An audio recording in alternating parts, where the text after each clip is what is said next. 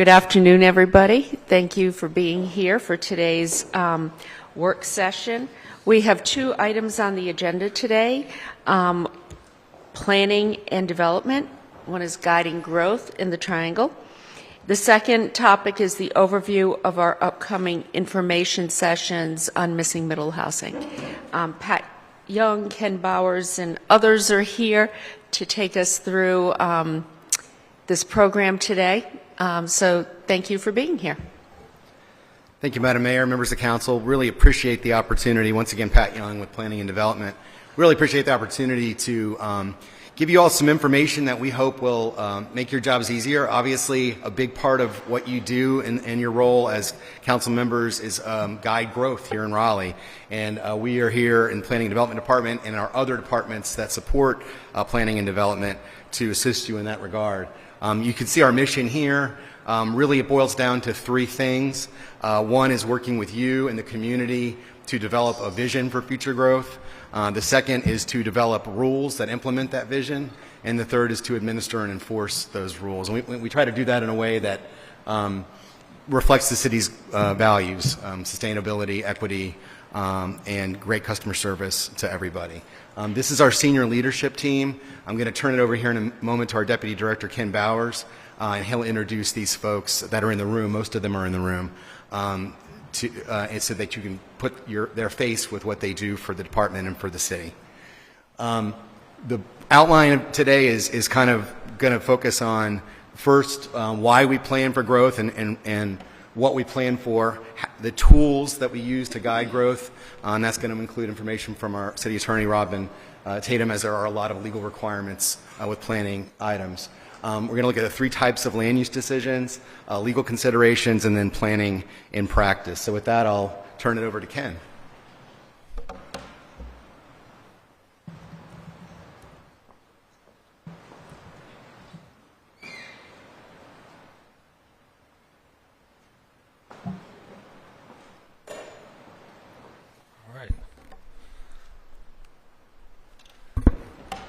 Thank you. Good afternoon. I think this is the first time I've had the honor of presenting to the council this year, so thanks for having me. I want to start by talking a little bit about sort of the impetus behind why planning is essential in a city like Raleigh. And I'll start by just noting what everyone knows, which is that the city has historically and for a long time been a fairly fast-growing place. When the Capitol was founded, we were this little square bounded by east, north, west, and south streets. And we stayed that square for a long time throughout the 19th century, became a slightly bigger square later. But in the 20th century, we started adding significant amounts of population in each census year. And this shows that trend from 1900 up to the last decennial census in 2020. So lots of growth in jobs, households, people. Those people need somewhere to live, somewhere to work, somewhere to do their business. And so the city is constantly developing.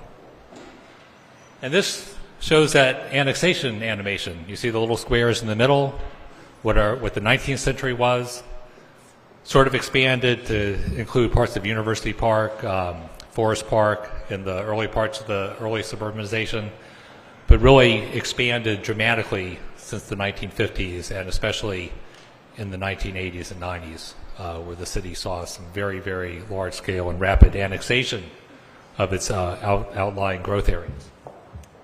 So the city went from about a square mile to 140 some square miles. Our population density varied a lot. So had over about 8,000 people per square mile coming into the 20th century. The General Assembly at that point did annexations for us, expanded our city limits. That population density dropped. It grew during World War II. Basically, when the Great Depression hit and until the end of World War II, there was no building in America. And so people just had to crowd into the structures we already had. So population density went up. The post-war period, it rapidly drops to under 3,000 people per square mile, and it stays there until the 2000s. Yes? Just get a little closer. Okay. Yes, that's good. Sorry. These microphones are not very sensitive. Yeah. So our population density stays there until about 2000, where it starts to tick up. And it starts to tick up because we start to see annexation slow down and the rate of development on already developed properties called infill development pick up. In spite of that, Raleigh still remains, relative to its peers, a low-density city like most Sunbelt cities, a little less dense than Houston and Austin and Atlanta, a little more dense than Jacksonville, way less dense than the older cities of the metropolitan Northeast. And again, that's a lot because annexation laws changed in the 2010 and 2011 legislative sessions, and what had been the most expansive municipal powers in the country to do city-initiated annexations were dramatically curtailed, and as a result, the amount of land annexed went from 1,600 to 1,700 acres a year on average in the decades that preceded to about 220 some acres per year, all of which is being annexed through petition for people who are developing property that wish to be on city services and our utility system. So where has all this growth gone? For the longest part of our history, our growth occurred in our residential zoning districts. There's R1 through R10. We'll get into more zoning detail a little later. But this is where most people live, is in these areas that are colored some shaded yellow on this zoning map. But if you look at the property that's empty and ready to receive new development that's yellow, there's a lot less. Most of that is filled up.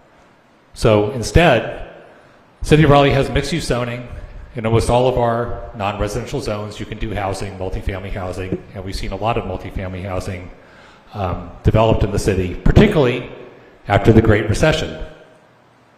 So the pie chart on the left is from the 2020 census, and it shows what's on the ground in terms of housing unit type. So you see that the traditional detached single-family house is a little less than half of the total housing number of units in the city. About a third is multifamily, I think around 14% townhouse. The rest is something else, a small multiplex, a mobile home. On the right is a pie chart showing permitting data from 2010 to 2019. So this is when buildings started getting going after the Great Recession. Multifamily was dominant. Almost 2/3 of all the housing units have been in big apartment buildings built since the Great Recession. Townhouses lagged a little bit from their historic norm. Single family lagged a lot. So our housing growth has a substantially different composition over the past decade than it did in the decades prior. And part of this is driven by that same thing that drove the increase in population. For whatever reason, starting in 2000, and this happened in cities across America, people decided they wanted to live in town again. And they started moving back closer to the city cores. And when that happened, it started driving up the price of land in the urban core and the density of development. It used to be that anything over 10 units per acre was seen as pretty dense. Well, one of those mid-rise apartment buildings that you see being built everywhere, they're about 90 units an acre. And that's the kind of density that the real estate market is now demanding. And the map on the right is basically you take the assessed value of a piece of property and divide it by the land area, and those spikes show you where the highest assessed value per acre is. And they're in the places you might expect. They're in downtown, they're near the university, they're in North Hills. They also include some big dense uses like our hospitals out of Lake Ned. So in order to plan for all this growth, especially now that growth is occurring in places where the infrastructure is old, as opposed to places where the infrastructure is being built brand new, we have to plan our growth around the physical infrastructure systems. And the major systems that the city oversees: transportation, stormwater, Raleigh water, our utility system, and our park system. A lot of this is long-range forecasting, and we use our adopted plans to work with our regional partners to develop, both for Raleigh as well as Wake County and the other regions, a long-range population forecast. In this case, it gets fed into some models. Utilities have their own models, while water has their own models for projecting demand. This is a spatial forecast. Divides the geography up into little geographic nodes and says how many jobs and how many people will be in these areas in the future. There's also a traffic model, and the traffic model is always run, and it always shows the same map, which shows all the roadway networks over capacity in a couple of decades from now. So, given that, how does growth impact infrastructure? What's the city's responsibility? What are developers' responsibilities? How do we ensure that our growth happens in line with our ability to serve it with infrastructure? So, one thing to note is that our development code, and I'll get into more detail about it, about development codes later, does put certain requirements on private developers to install certain bits of private infrastructure as part of their development. So they have to build, if there's a subdivision with new streets, they have to build the streets, they have to lay the water and utility lines. In a downtown setting, a lot of that stuff is already in place, but they do have to upgrade the streetscapes, they have to install street trees, widen the sidewalks, do other things of that nature. They also have to ensure that the utility system is capable of handling the water flows and sewer flows that are anticipated from the new development. And sometimes that involves going off-site to do improvements when the pipes that are in the ground are not sized to accommodate the amount of development that's being proposed. There's various types of review that go on in terms of infrastructure review whenever a development plan is brought to the city. And there are thresholds for this review. We always look at the water and sewer issue. For developments of a certain size, we look at traffic impacts. We look at stormwater, and of course we review all developments against our local codes and the state adopted building code. I'll just talk about 3 of these real briefly. Sorry, I have to keep looking behind me. It's hard to present when the slides you can't see them. So, traffic impact analysis is based on a concept called level of service, which I'll tell you what it is. Level of service is a measure of delay experienced by motorists when using the road network. Doesn't talk about anything else in transportation, doesn't talk about transit riders, doesn't talk about pedestrians, doesn't talk about cyclists. It talks about vehicular delay, and you do a TIA to determine whether there's going to be a vehicular delay issue, and then you try to mitigate that. And the mitigation might be that you add a turn lane, you control movements in and out of intersections, you may work with the city on signal timing or adding a signal where there isn't one. Stormwater is based on 2 things. You got to detain so that the peak flows off the site are no worse than they are pre-development for the 2 and 10-year storms. That's the base case. Every once in a while in a rezoning case, something stronger is put in place, but that applies to everything. And then if you have certain levels of impervious, even on the residential side, you have to do active stormwater controls. And the key thing to look at is nitrogen runoff. And nitrogen runoff is basically dealt by treating the water on site through some sort of retention before it leaves the site. Oh, hold on a second. Utility sufficiency is about 2 things mainly. Is there enough water pressure to run the sprinkler system in the building to suppress fires? And is there enough capacity in the sewer pipes to accommodate the sewer flows? And if there's not, the developer is typically liable to have to upsize the downstream impacts. There may be some cost sharing with the city. Sometimes those projects are quite significant. Developers have sometimes had to go a mile or more off-site for that type of upsizing. But sewer is not like traffic. If traffic gets over capacity, well, you wait a little while, but it's not a disaster. If there's sewage running in the street, that's a major public health problem. We can't allow it to happen, so the sewer pipes are always kept with adequate capacity to serve development. So traffic impact analysis is something that can occur at a rezoning, or it can occur at a development plan phase. And essentially the development puts in, there's some thresholds that are adopted in the city's traffic manual that you estimate the number of trips, new trips generated by the development, and if it's above a certain threshold, then you have to do this analysis. As I said, it is currently focused on level of service. There is another model. California has gone in this direction in their environmental quality law to instead look at the impact in terms of how many vehicle miles will be added to the roadway network by the development. Often produces a very different result. Based on some actions of the last council, we are looking at that option, particularly as it pertains to rezoning, because at rezoning, it's a much broader analysis because the specifics of the development are not known. And this is a brief description of level of service. I won't read this to you, But A is basically there's no one driving but you. And F is it's really congested and you may have to wait for more than one light cycle to get through the intersection. And our policy is E. You know, if you were in high school, E wouldn't be a very good grade. But in the transportation world, it's considered okay in an urban area during the peak hours to experience level of service E. And if you try to get an urban area to level of service C or B, you would no longer have an urban area because it would be swallowed by asphalt. So I'm going to talk about 3 policy documents. These are the tools that the city uses to guide growth. First is the strategic plan. Second is our comprehensive plan, which is certainly probably the longest of the 3, and then the last, and the one that is a legal document, is a law, is the Unified Development Ordinance, or UDO.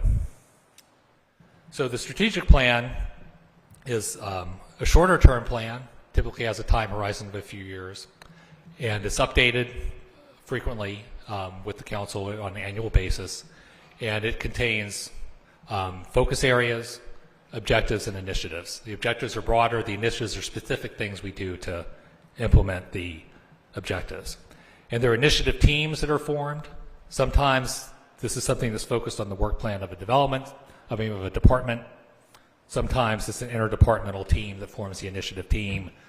There's regular reporting, a thing we call core stat, stands for either statistics or status, depending on who you ask, but it's about regular progress monitoring, progress reporting. There's a whole infrastructure in place. Oh, thank you. To put this in, to implement the strategic plan.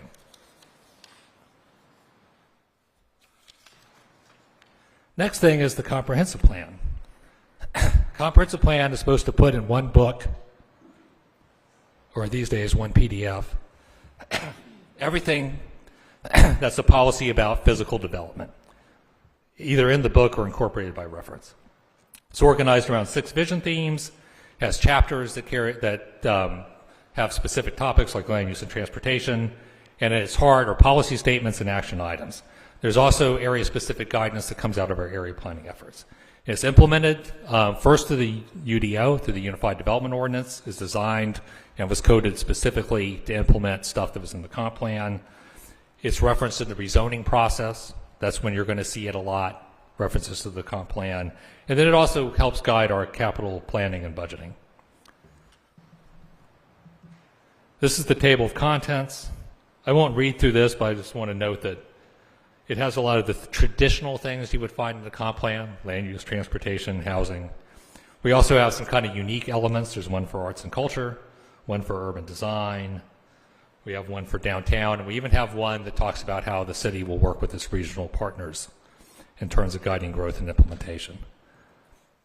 The 6 vision themes are here. These have been steady since the plan was adopted in 2009. They have some overlap with the focus areas that are in the strategic plan. Again, I won't read them, but they really focus on a healthy and prosperous community, providing choice in the housing market, making Raleigh a green city, and having successful neighborhoods. We try to move in the plan logically from this overall vision to policy, and then to implement the policy action. And there's hundreds of policy statements and action items in the plan, although we've also made progress implementing hundreds of actions since it was adopted. Like the strategic plan, but with a different process, we do a report on progress every year. Usually coming out of that are some amendments. But here's an example policy on the left. It's about transit station areas, so this would apply to our BRT stations. You want to have a complementary mix of uses. How do you get there? We have an action item, which is to do station area plans at the stations.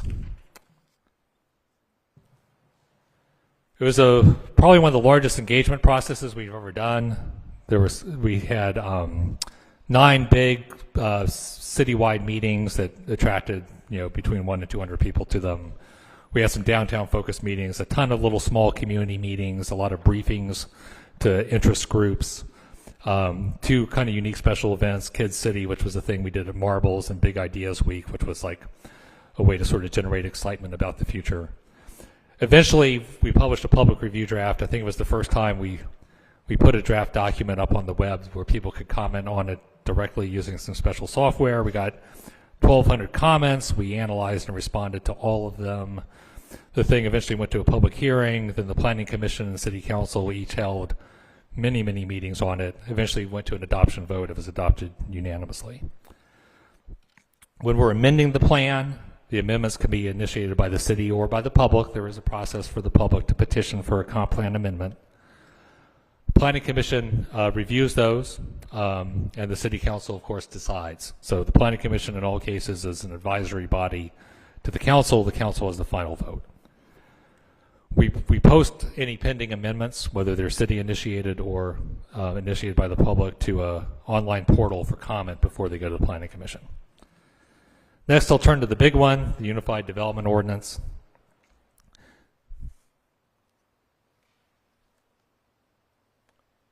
So, what's in it? It's all the zoning districts and regulations that are adopted locally for development. It has standards for streets and streetscapes, blocks, and how land can be subdivided into more parcels.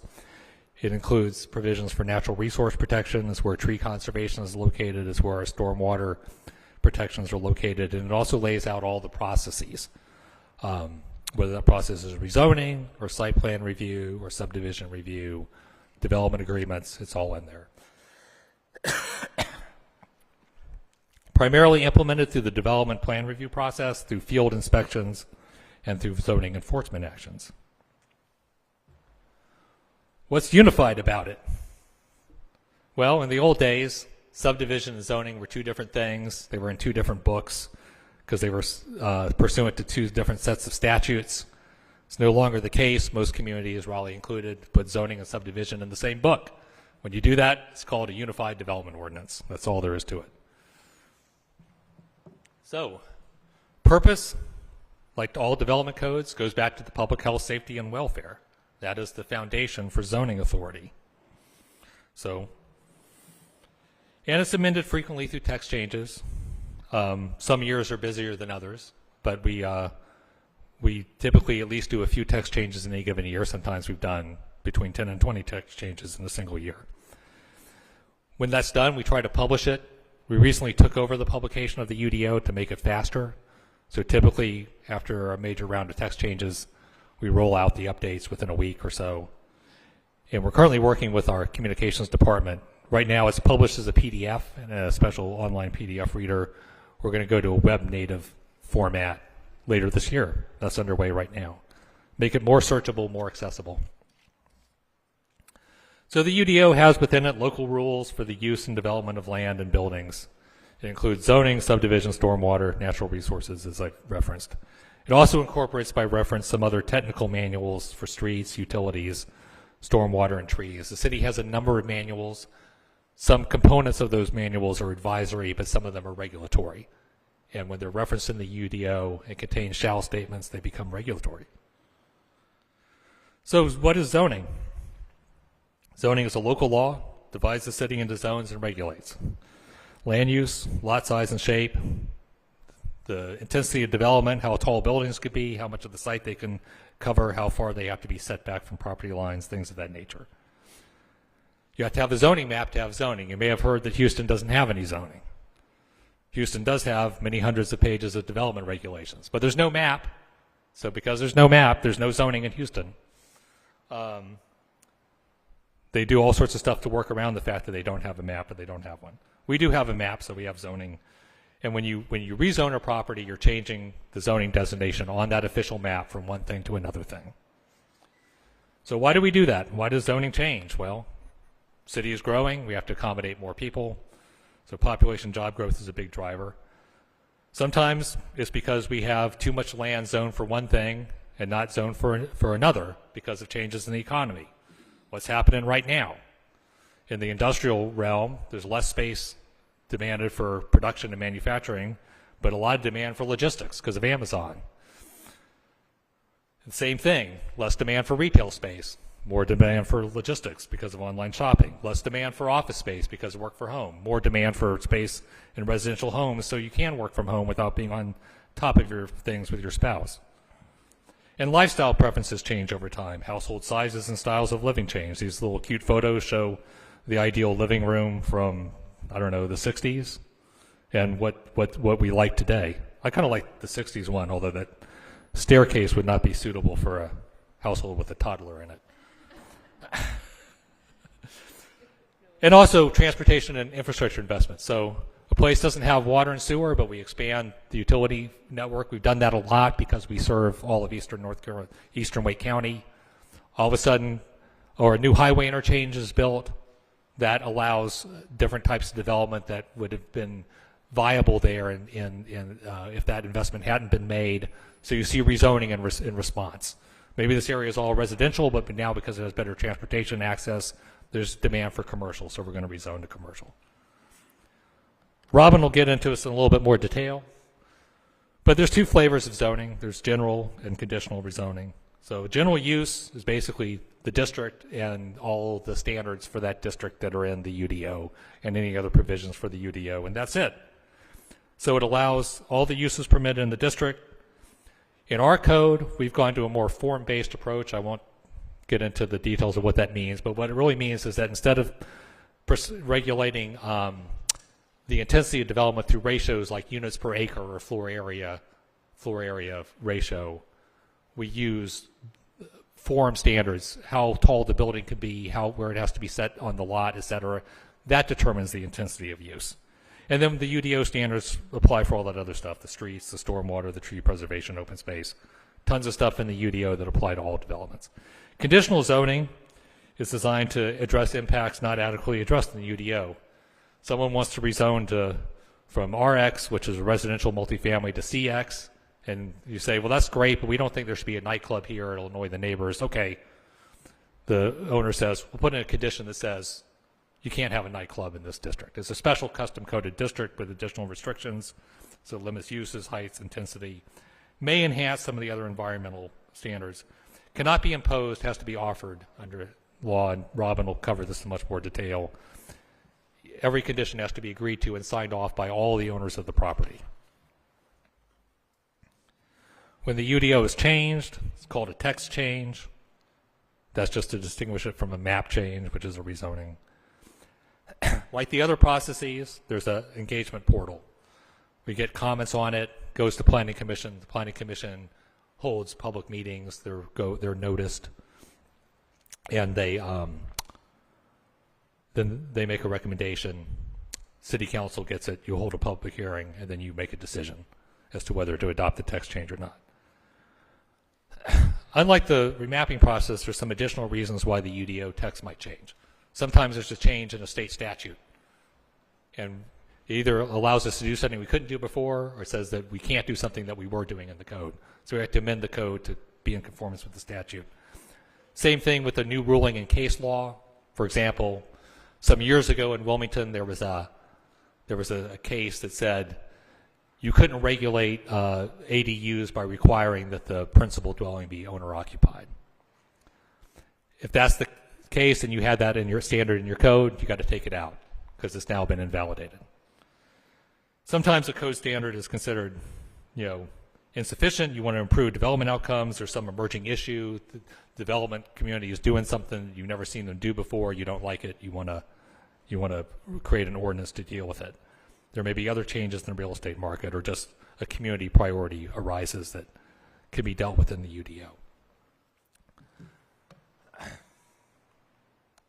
The last thing I want to say is that text changes are very impactful.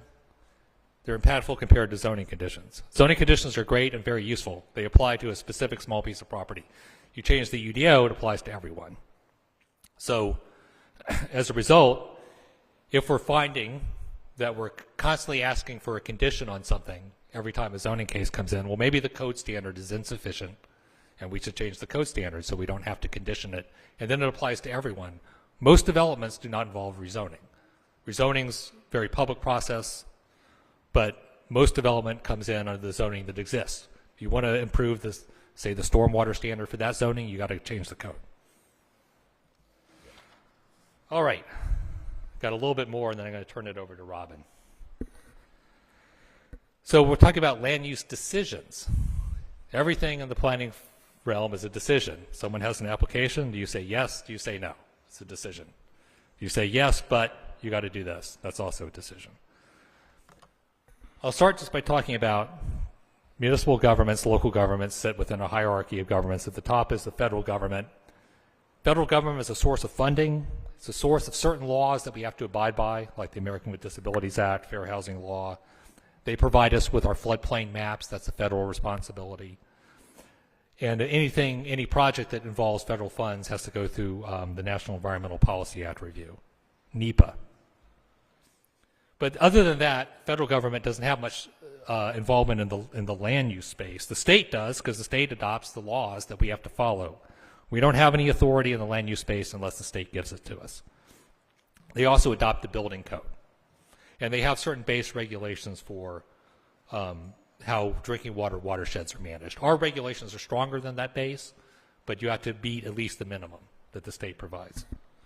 County also has watershed regulations, and in fact, we try to keep most of the land in our drinking water watersheds outside of municipal jurisdiction in the county. They provide health services and social services that local governments, that city governments typically do not. But we developed the local ordinances, all that UDO, that's all our own. We wrote it, we adopted it, we maintain it, we amend it. So, 3 types of land use decisions. I want to stress first that the 3 types are based on the nature of the decision, not who makes it. But based on the nature of the decision, only some bodies can legally make it and others cannot. So the first one is legislative. That's a city council matter. And that's making laws, adopting ordinances, so rezoning, text changes, but also adopting policy, amending the comp plan. These are all legislative decisions. They're the purview of the city council. The planning commission, as I said, reviews and recommends. City council has final say. Only elected officials can adopt laws. Then there's administrative decisions. That's approving or denying an application based on objective standards that are laid out in either statute or local code. And so the staff applies that code to make it. That's generally a staff level function because of the volume. There's tens of thousands of different development applications ranging from an addition to a house to a demo permit to the building permit for a skyscraper. But there's tons of them. There's a lot of it. And then in between these two is this thing called quasi-judicial. And that's when there's some standards in the code, but they're kind of generally stated, and you need to weigh evidence and make some judgment calls before deciding whether the standard is met or not. Staff can't make those, so you have an appointed board that makes them. In the city of Raleigh, that's generally the Board of Adjustment, although our Appearance Commission also functions in a quasi-judicial capacity, as does our Historic Development Commission. So getting in more detail, City Council legislates UDO and zoning mapper laws, so any amendments to them is a legislative act. Only elected bodies can legislate. The only state I know where an appointed body adopts a zoning code is Connecticut. And I only know that because I was a consultant there for a while. The City Council adopts plans and policies to provide guidance. Why do you do that? So that applicants know what the ground rules are before they apply. And you assure some continuity over time. So the major elements of a legislative decision, as I said, most of them are referred to the Planning Commission. You have a legislative hearing of proper notice. And there's also provisions in the statute, which Robin will cover, that you've got to show that you looked at whether it was consistent with your adopted plans and whether it's reasonable in the public interest. Public participation is wide open. People can speak at the meetings and hearings. Anyone who wants to speak can sign up to speak. They can show up in large numbers. They can all wear the same color of T-shirts. They can protest outside the building. They can write you letters and emails. They can call you. They can visit you in your office. All of that is fair game for participation in a legislative matter. Staff are generally entrusted with administrative decisions, so we're applying objective standards. What's the objective standard? Front yard setback is 20 feet. Plan reviewer pulls out the plan. They have their scale. They measure it. It's 20 feet. They met the code. They get an approval. Administrative reviews are by right. What that means is that if you met the code, you are entitled to an approval. You can't be denied as long as you tick all the boxes and meet all the code standards.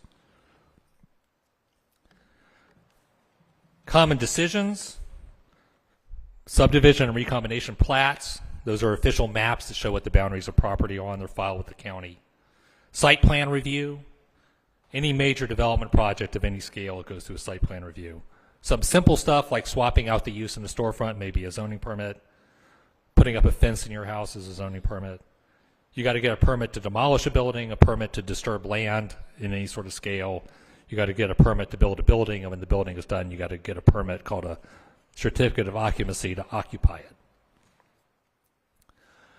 Compliance with administrative code is both a plan function and a field function. So you got development plan review and building plan reviewers. They look at detailed plans on paper or on a computer monitor and check them for code compliance. But you also got to check it in the field. So we have zoning inspectors to look at sites that are under development, but also inspectors from stormwater, from urban forestry, from utilities.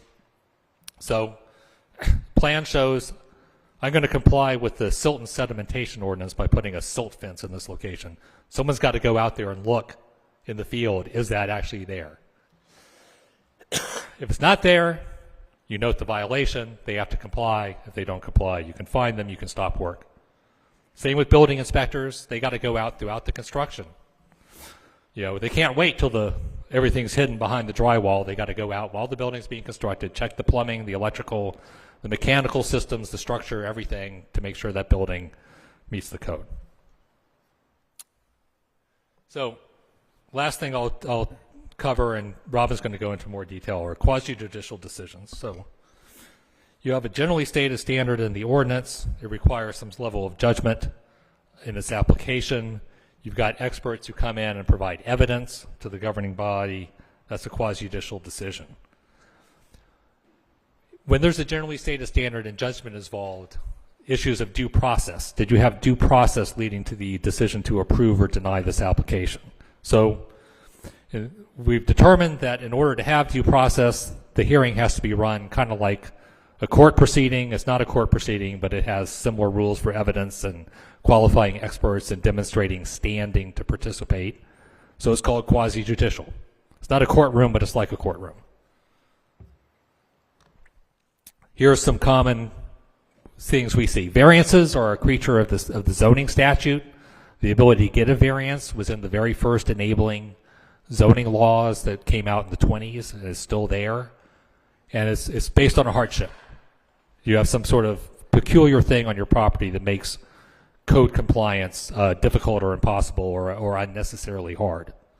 Design alternate is something the city has in its code. It's kind of a unique process. It's also quasi-judicial. But you don't have to have a hardship. You just have to say, I can meet the intent of the standard. I can meet these findings, but through a different means than strict code compliance. You take that to the Appearance Commission, you can get that approved. And then a special use permit is basically this use is permitted in the district, but we want to take a closer look at it. So we have some additional general findings. We want to have a public hearing to show there'll be no adverse impacts from, say, noise, dust, or vibration from this use, or some other thing that we want to verify that requires some expert evidence. The hearings have to be properly noticed, like all your other meetings, as evidentiary, as I covered. What a few key limitations. Yes, the public can participate. They got to show standing. In the current legal environment, it's really hard to show standing, so most people don't have it. You also have to be an expert to testify, to provide evidence. In the statute, certain things are called out specifically. You can't have lay testimony on traffic. You have to be a traffic engineer. If you want to talk about property values, you have to be a licensed appraiser. Hearsay, which is any communication outside the hearing or evidence generated from outside the hearing, typically not allowed. You can cross-examine the witnesses for the other side, but you're not supposed to have communication with any parties. So public can't lobby. The Board of Adjustment members can't call them up, can't send them emails, can't communicate with them. None of that is admissible as evidence. All decisions have to be noticed in some way. So these are the different types of, not all, but most. These are the different types of notice that we use. We mail people, we post a sign on the property, we advertise in the newspaper, we put stuff on our website, we put stuff up on our portal for input, and we also have pre-application meetings. Sometimes with the applicants, sometimes with the neighbors. So this compares what's required by state statute to what the city does. So you got a mail notice in a rezoning. The TCZ, by the way, stands for text change of zoning conditions when the district isn't changing, but the conditions are. It's a new thing, but we treat it just like a rezoning. So you have to notice the people who are abutting in the UDO. We go to a 500-foot radius. So much more notice. We do the posted notice and legal advertisement as per the statute, but we do web notice, the portal engagement, and then the pre-application meetings in our case include a neighborhood meeting, and for some cases a second neighborhood meeting before Planning Commission. First one has a 500-foot radius. The second one has a 1,000-foot radius for notice. On text changes, you don't have the same mailed and posted notice because it's a citywide change. We do the required legal advertisement, but we also do pre and post notice. Pre before it's adopted, post after it's not adopted. We have the portal, and then we also require pre-application meetings if it's a private application. And on administrative decisions, certain types of administrative decisions have to be posted on the site to allow people to know if they occurred, if they want to appeal. Should note you can only appeal an administrative decision if you find that there's a technical error in staff's determination. Like that setback wasn't 20 feet, it was 19. And we're going to prove it, and therefore you shouldn't have approved this. So we do mostly what's required. We are working, though, on mailed notice for certain types of decisions. That's something that's percolating. And we do web notice, which is not typically done. All of our development activity is posted on the web. So with that, I'm going to turn the clicker and the podium over to Robin. Hey, Robin, before you start.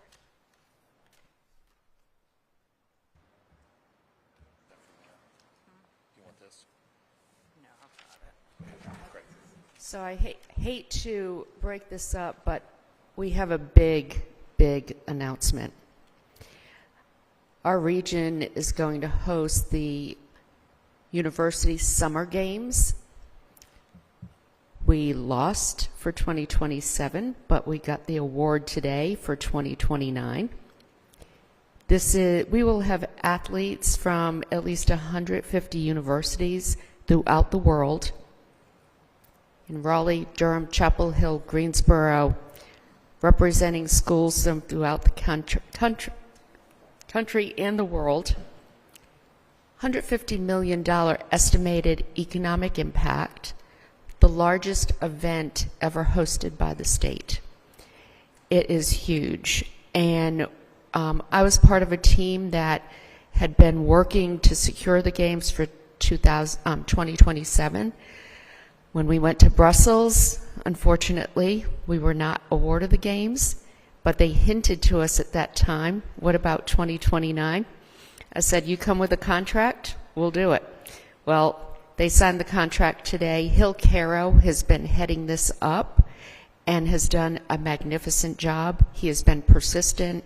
He has brought the region together, and I'm just thrilled. I've been waiting for the announcement to be confirmed, but you can read more about it on some of our news stations who just broke the news.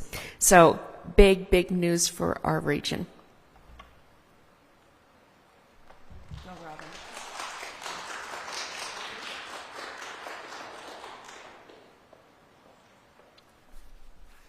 Well, that was probably more exciting than my topic.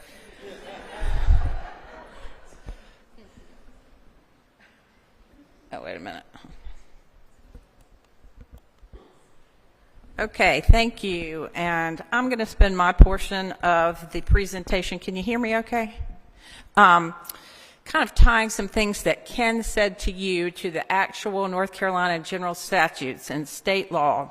Some of you have been on the council for a number of years and are very well aware of the procedures that are required to enact legislative zoning regulations. Other of you are new and may not be so familiar, so what I want to do is explain why you use the procedures that you do and what those procedures are.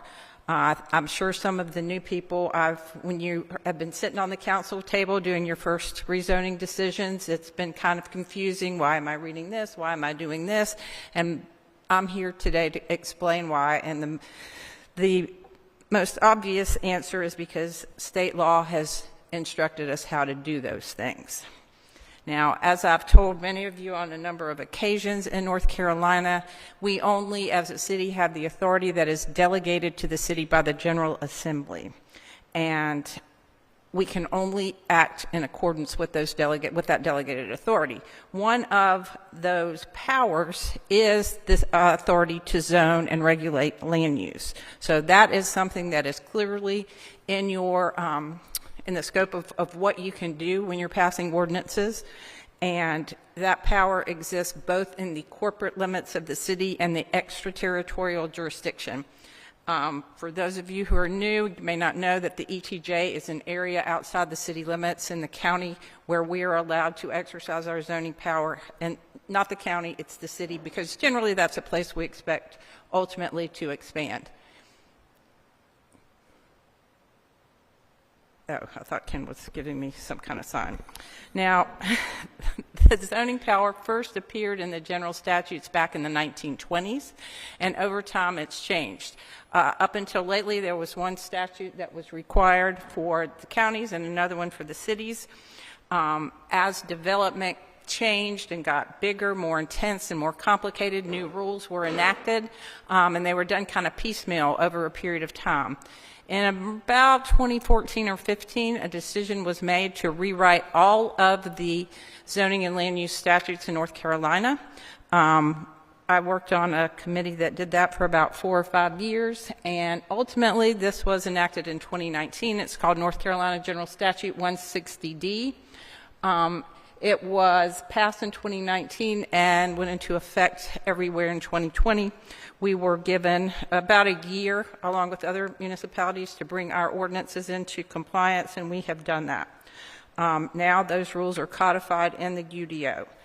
Now what I want to do now is just give you a high-level overview of the state laws and principles that relate to how you are acting as a council when you're doing land use regulations. Now, this is a little bit of a repetition from Ken, but there are various kinds of zoning decisions. Now, you, as the city council, you are the legislative body. So you enact the laws and policies, and those, according to state law, are something called development regulations, and I'll get to that in a minute. So you pass the laws. You declare what the laws are. Now, these other entities and these other decisions, there's an advisory function, which is council-appointed boards. You'll notice that each zoning case or text change you get comes from the Planning Commission. It's an advisory board that is required by state law to make that recommendation to you. There's other city boards. Sometimes the RHDC may give you a recommendation on whether something should be declared as a historic landmark, that type of thing. But they don't make, advisory boards only advise. Administrative decisions, now those are the ones after you pass the law that the staff administers, as Ken explained. Quasi-judicial are the people that hold the hearings based on standards in an ordinance that you have enacted. I will say back, you are allowed to have quasi-judicial functions. Back in the day, the city of Raleigh used to do some of this. It is a very difficult thing to be legislative and quasi-judicial if you're on the same board at the same time, because the rules are different. And so over time, we have, at council's request, removed all quasi-judicial functions from the city council. Now again, just to summarize, this is under the 160D. For the first time, the General Assembly allowed us to put all of our land use regulations into one ordinance. That happened, as Ken said, in 2013.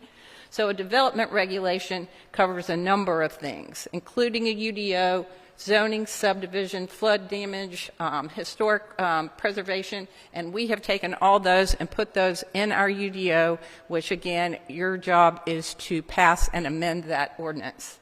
One thing that is on that list is state building code requirements, and those are not in the UDO. Those are governed by state law. So that is one area when planning is reviewing and granting permits, they're applying state law and not city law. Everybody in the state has the same life safety requirements when it comes to the building code. Now, you are likely to see it. Just to summarize, again, you enact the UDO, they have the development regulations, their legislative land use decisions, and here are the ones that you will see the most often. You'll see one or more of these in each one of your meetings. Those are zoning map amendments or rezonings, as Ken has explained. That's when you change the designation of your property. There's something else which we call a TCZ, which is a text change to a zoning condition. And what that is there is a previous zoning case that had some conditions, and the applicant wants to change those conditions. The third one is a text change or amendment to the UDO. That is a change to the book itself to change the requirements for some particular, some land use regulation. It may be that, I'll give you an example. It used to be that City Council made quasi-judicial decisions in special use permits. We had a text change that said that's no longer going to happen. Took that out. That's a change to the text of the ordinance itself. Now, the next thing I want to talk about is how did these cases come to you as a council? You know, when you sit down at the table or you get the agenda, you see there's a number of public hearings, and what happened before it got to you, and why did that happen? Now, there are certain things that you have to do, that we have to do, that are required by state law. Everybody has to do them across the state. There's other things that we are allowed to do but don't have to do. And so I'll tell you about that in just a second. Now, neighborhood meetings are required for rezonings and text changes to zoning conditions. Now, that is something that is allowed by state law, but is not required by state law. The city of Raleigh actually has 2 neighborhood meetings. That's something that's not common in the state. Some have 1 pre-application meeting, which is what we have here. You cannot file an application for a rezoning or a TCZ until you have met with a certain radius, which is 500 feet, and provided the planning department with proof and a report that you've done that. We have also a post-application but pre-planning commission meeting. That is, I don't know of any other local government that does that. There may be some, but that is something that this council or the previous council came up with to make sure there was another touch point with the neighborhood. And that has, as Ken said, a larger mailing radius of 1,000 feet. So those are what is required in Raleigh, allowed by state law, but not required by state law. Now, state law also requires the Planning Commission to review and make a recommendation on both of these TCZs and rezonings. Well, and actually text amendments on everything, all legislative decisions. You have to go to the Planning Commission. Now, under state law, it has to go to the Planning Commission. They have to talk about it and they have to vote on it. They do not have to have what is known as a legislative hearing. Now, a legislative hearing under the statute is what you know as a public hearing, and it is defined specifically as a hearing to solicit public comment on a proposed legislative decision. Now, in Raleigh, that is a required step. Again, under state law, the review and recommendation is required. The public hearing is allowed. We have enacted in the UDO that additional step. Now, if under state law, if the Planning Commission does not make a recommendation in 30 days, a council can take that decision on its own and not get a recommendation. That is 60 days under the UDO. You may see from time to time on your Planning Commission recommendation that the Planning Commission is asking you for additional time. Basically what they're saying is, we need more than 60 days. This is complicated, it's large, and please don't take this away from us until we're finished. And generally council grants those extensions.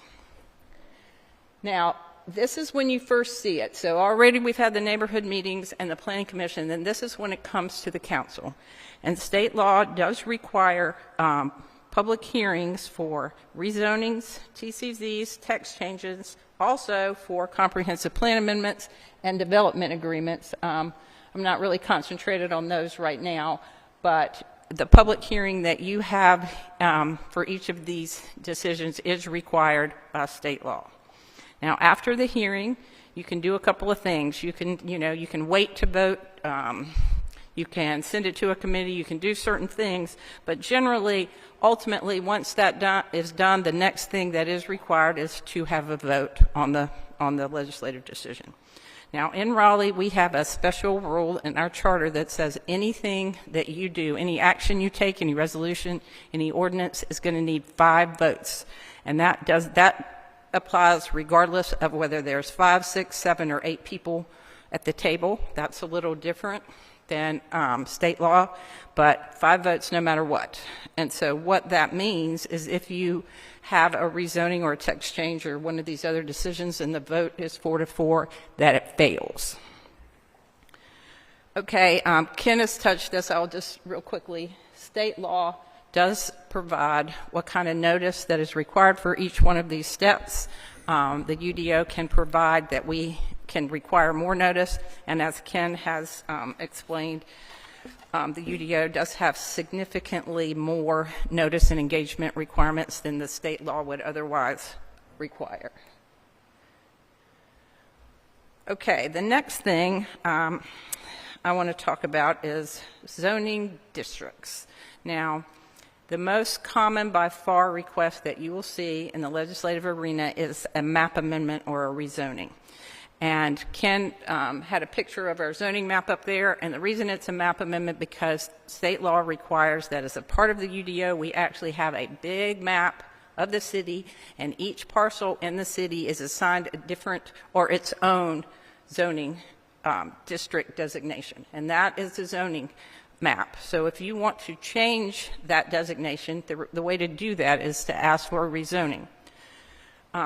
One example would be, suppose you're an owner of a parcel that's zoned DX5, and that allows 5 stories, but you want to do 40 stories, which we've seen a number of those in recent years. Then you would file a request for a map amendment to change that designation to DX40. So then what your designation on the map would be changed after that particular request was granted.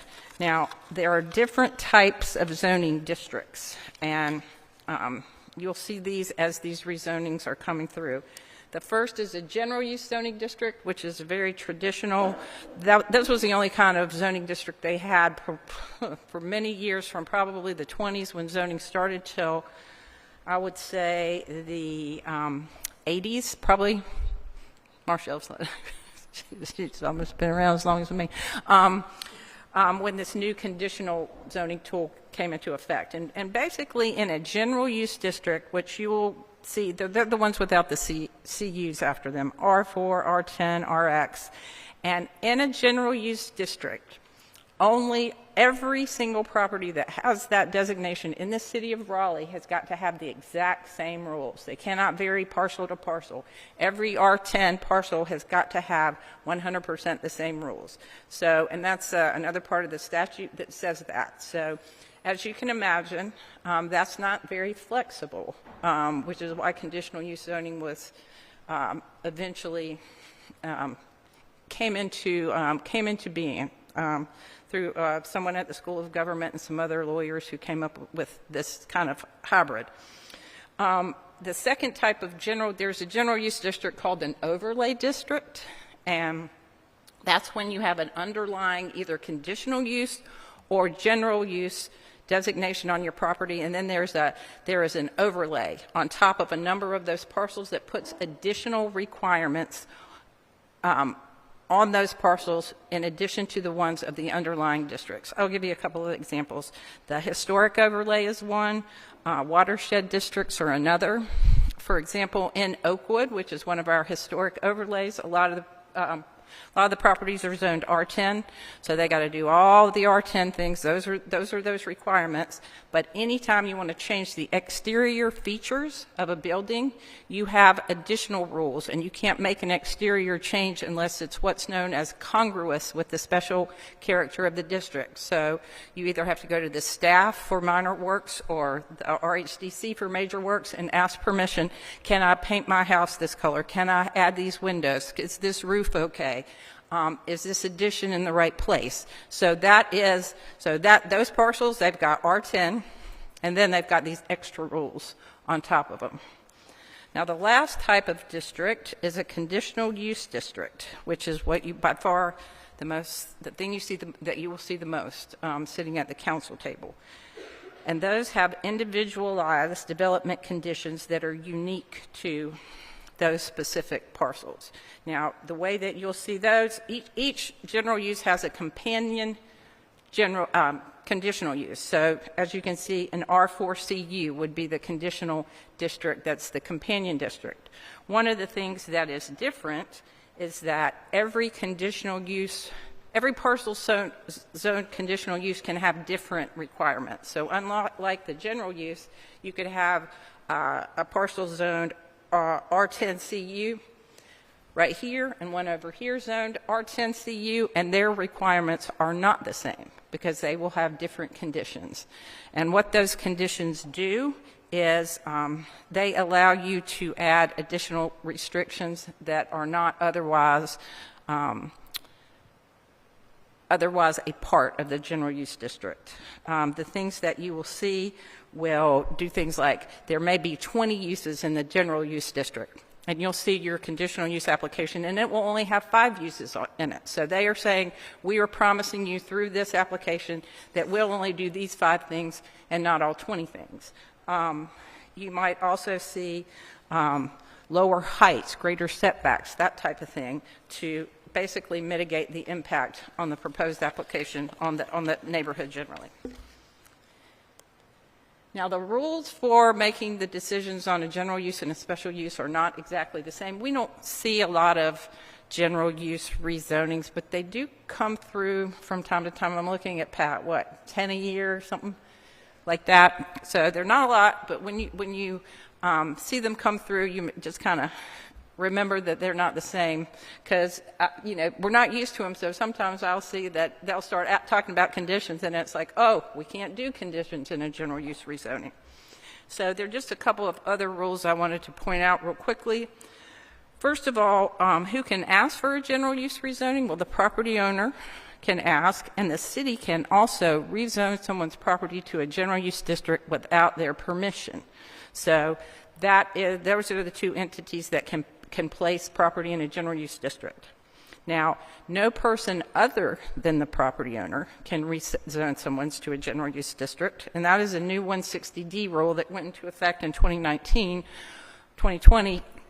Although some places didn't allow it, the city of Raleigh did allow this to happen, and in years past there have been situations where people rezoned their neighbor's property or asked to, so perhaps to prevent them from subdividing it into too many lots and that kind of thing, but the General Assembly has now said that's not permitted anymore. So we can do it on our own, or the property owner can ask. Now, when you vote on a general use rezoning, it's a little different because all of the requirements and all of the restrictions of the general use district have to apply. So if an applicant comes to you and says, oh, well, I want to rezone it from R4 to R10, but I promise I won't do any townhomes. Well, you can't rely on that promise, nor should you consider it, because we couldn't enforce it. There are no specified conditions. Now, the next piece is the conditional use rezoning, and I'm going to just go quickly over the rules for this because, again, this is the most common zoning decisions that you will make. Now, this slide basically mirrors 160D 703, which is the authority for conditional or conditional use zoning. And what it is, it's a district that allows site plans or individualized development conditions. Again, you could have different conditions on different parcels with the same conditional use designation. Now, how does that work? Well, first of all, property can only be placed in a conditional use district if every owner of that property asks you for it. So that's different. If you remember, with the general use, we can rezone something general use without someone's permission. We cannot put anything in a conditional use district unless all of the property owners consent. If you see, when you're looking through your packet, you'll see that you have pages of zoning conditions, and there's a signature at the bottom of every single page. And the reason that is because the state law, that's the way that you are told that they have asked for it, and these are the conditions that they want. Now, the other piece of the requirements there is that the conditions that are in the case can be proposed by the petitioner, by any of the council members, by the planning commission, by the staff. Anyone can propose them, but only those that the property owner has consented to and the council agrees to can be put in the case itself. So you can't, we can't impose one they didn't agree to. They can't ask us to add one that you don't want to add. Usually by the time it is packaged up to you, there's a pretty set of conditions. But in theory, you could adopt a rezoning and potentially say, I don't want this condition in there. I'm going to do it without all of them. Okay, the next thing is what conditions are allowed under state law. And it's not anything that you want under the sun. The purpose of conditional zoning is to have a case that works at that location, mitigates impacts, and is in furtherance of the city ordinances and the comprehensive plan and the impacts. So the conditions should be limited to those that address conformance with the development and use to ordinance plan, and the last one is the important one, the impacts reasonably expected to be generated by the development of the site. So in theory, let me give you an example. If the project is going to generate a lot of traffic, then you could have a condition that would lower density, add a bike lane, add a turn lane, do those things that are addressing the impact of the new project on the property. Is it going to be noisy? Is it going to block the light? That condition could say, decrease the height, have a bigger setback, have a bigger buffer. So the whole purpose of this is to try to tailor those conditions to something that will make the project work and conform and mitigate the impacts. Now, the next provision is one that was debated pretty significantly at the General Assembly. And basically, in addition to having the condition be related to the impacts, this provision allows you to have conditions in a conditional use case that become a part of the zoning ordinance, which a conditional use rezoning is a part of the zoning ordinance, okay? It is a rule just the same as anything else written in that book, if you will. But there are certain things that you can't unilaterally do on your own. What this says is if there are conditions that will mitigate the impacts, if the petitioner agrees to that in writing, we can put them in that case. And one obvious example of this is affordable housing. I think as everyone has been told that there is no mandatory inclusionary zoning in North Carolina. We can't write in the zoning ordinance, you must build affordable housing in this zoning district. But you can accept that in a zoning condition if the applicant consents to it in writing.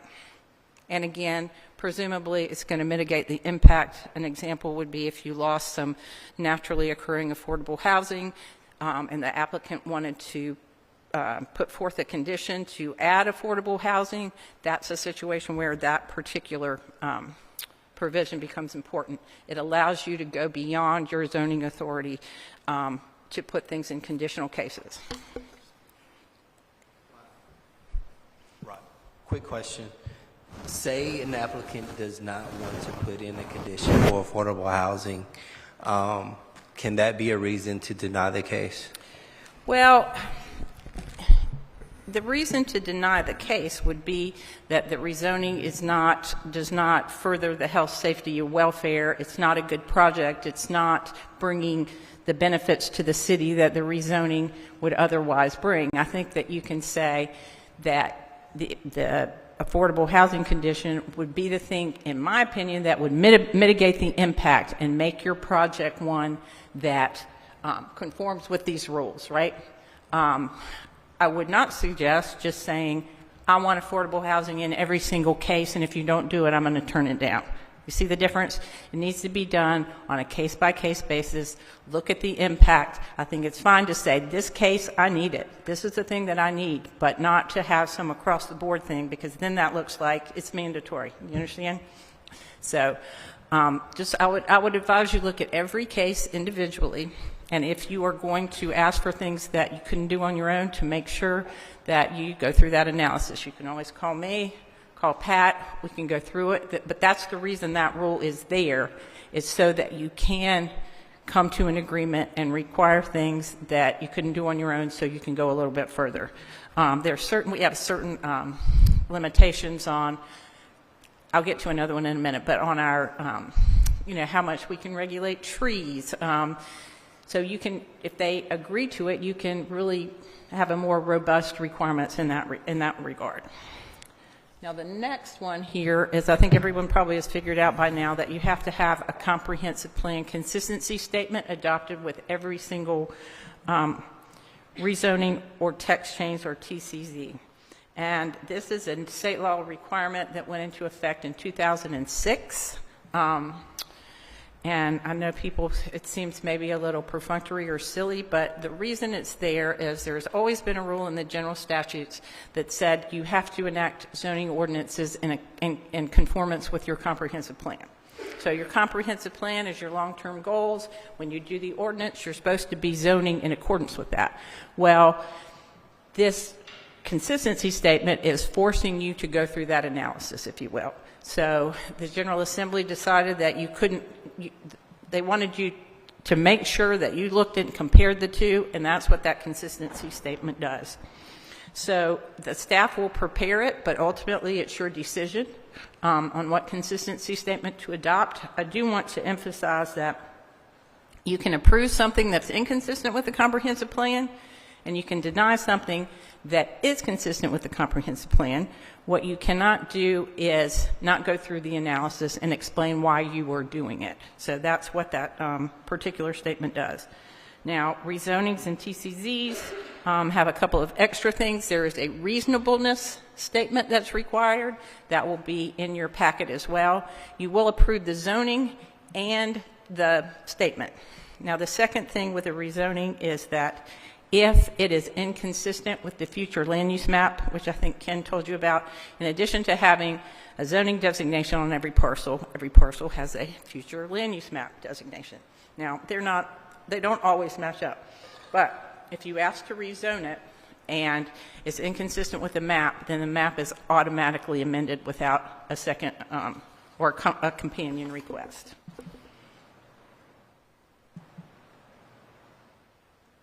Oh, I'm behind, darn it. Oh, no, I went the wrong way. Hold on.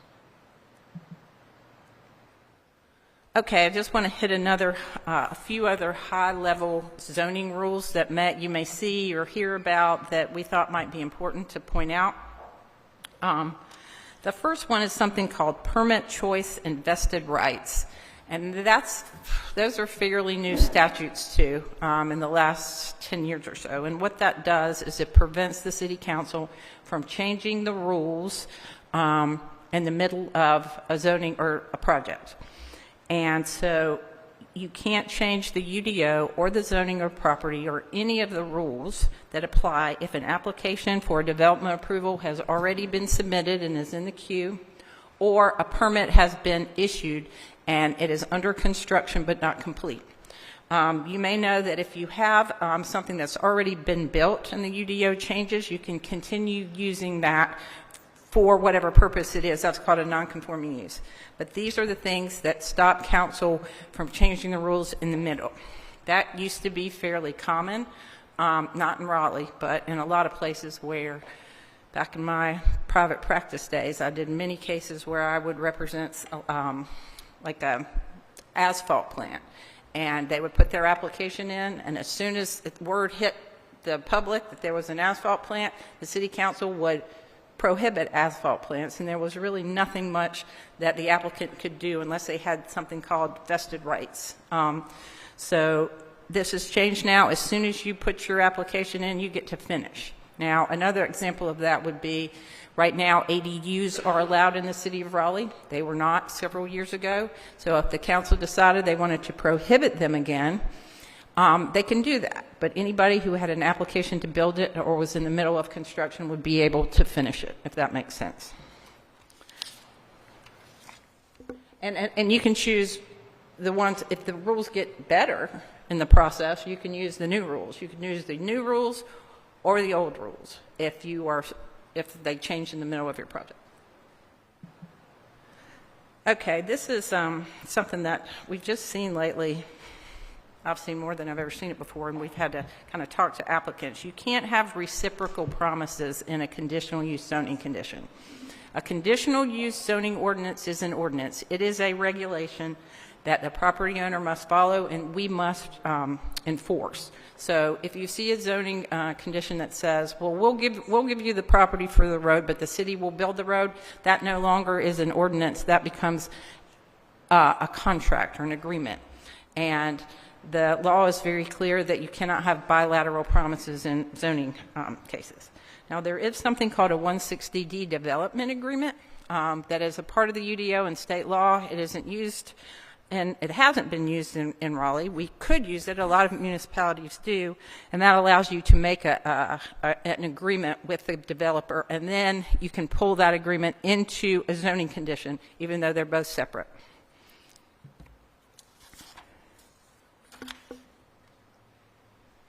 Okay, 160D 702, this is another fairly new statute, I think 2015, and it basically governs whether the city council can regulate aesthetic and design elements in one or two family dwellings, and under state law you cannot do that. What it means is a UDO cannot tell you, cannot require in a one or single family or duplex, we can't have regulations that say you have to be this color, your roof has to be this way, your doors have to look like that. Those, you can do it for commercial, but not one and two family dwellings. This is another one of these things, though, that I want to tell you you can do if the applicant consents in writing. So if you have a rezoning for a multifamily to increase the density a lot, the applicant could offer conditions that would be aesthetic or design elements, and as long as they consented in writing, you could do that, even though you can't do it on your own.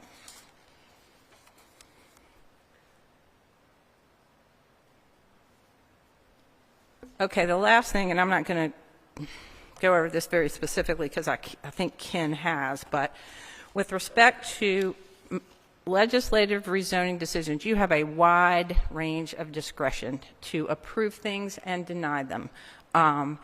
The General Assembly has delegated the authority, but they're not intending to micromanage, is that going to be R10 or is that going to be R6 or is that going to be mixed use? So as long as you follow the general rules that are in the statute, then, there's not a lot of second guessing that a court will do.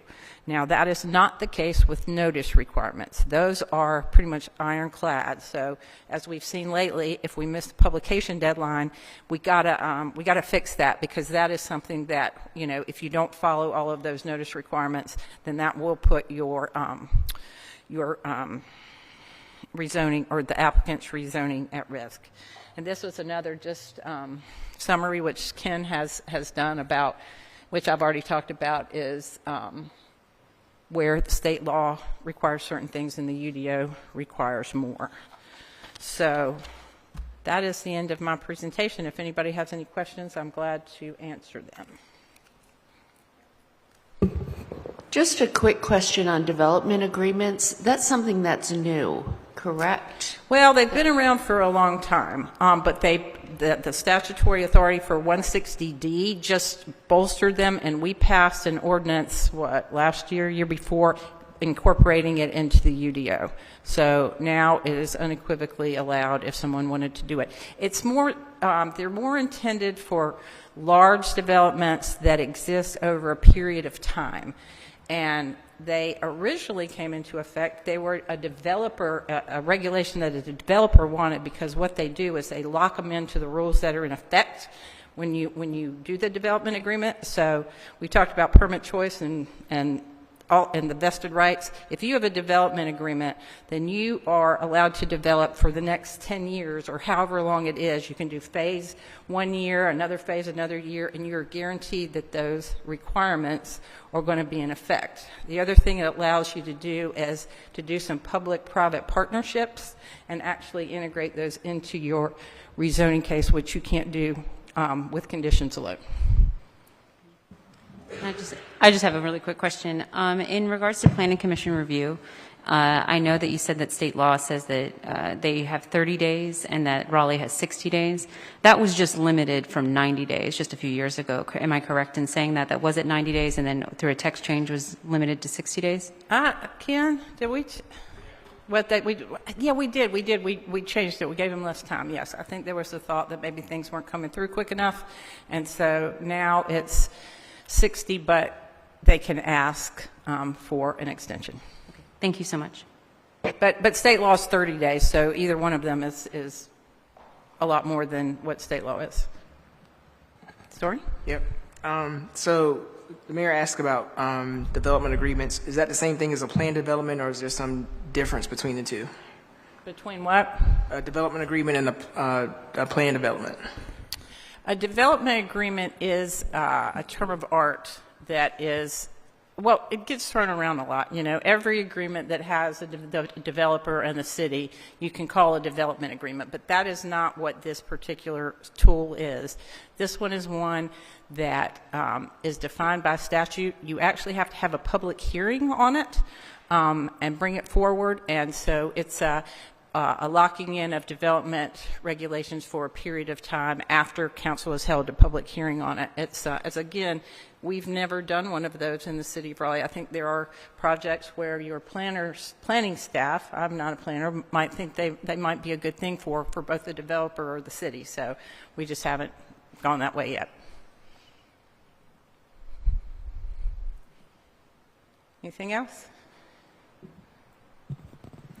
So you mentioned that the UDO cannot regulate the appearance of single-family and duplexes, but overlay districts can and HOA restrictive covenants can? Yes, and I didn't get too far into that statute. An exception is historic overlay districts and other types of overlay districts that are laid out in the statute itself, right?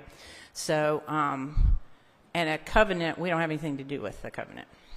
That's all on the neighborhood to enforce that between each other. Is that it? Ken, you got anything to add that I left out? No, other than Councilmember Fort, since you asked about planned development is a district in the UDO. It essentially allows you to custom code a zoning district for a specific site by adopting a conceptual site plan alongside the zoning that may not conform to other ordinance provisions for, say, street layout, things of that nature. I did not hear that in that way, so that's okay. Good. So we're running short on time, so I'm going to blow through this content and use it primarily as a way to introduce some of my colleagues in the room from planning and development. But I wanted to start, this is like the maximal review process that a development might go through. Most do not touch all these steps, but some might. So first is if you don't have the right zoning in place, you got to rezone. There's typically an initial due diligence phase with the city, which we've recently expanded to kind of work out kinks and issues before they spend the hard money developing detailed plans with their engineers and land planners. If you need regulatory relief, like a variance or an alternate, that may be a step in your process. There's the site review, and then finally you move to building permits. Some of the stuff can occur all at the same time, but often it doesn't because of the risk involved in doing that. So if you're rezoning, you go through a comprehensive planning review. Travis Crane is the assistant director. He's unfortunately been quite ill with pneumonia. He's not here today. He oversees our comprehensive planning group, and they do rezoning. They review rezoning conditions. They process annexations, and they also maintain the comprehensive plan.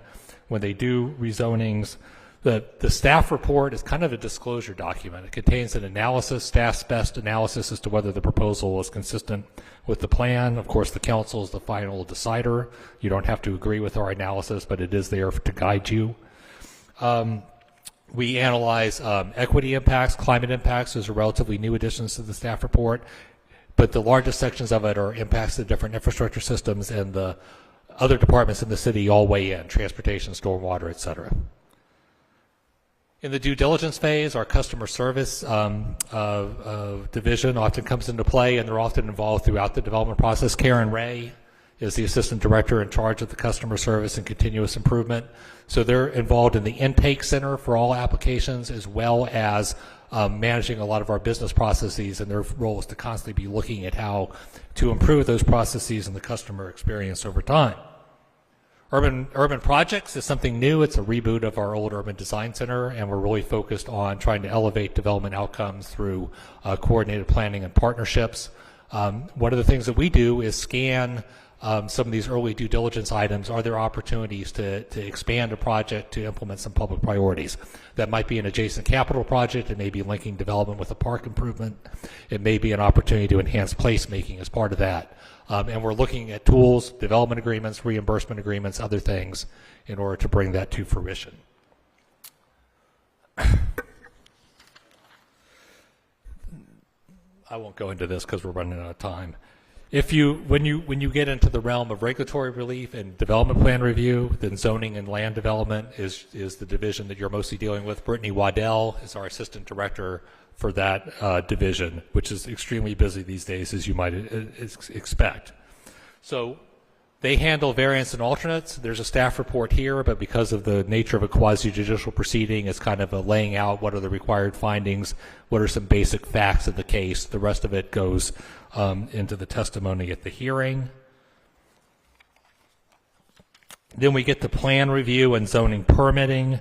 We want to stress that this is a team effort. There's all these other departments that are matrixed in. They're called the matrix reviewers. They come from transportation, from Raleigh Water, from engineering services, et cetera. And they all are part of this process, but it's all managed by the case planners in Brittany's group.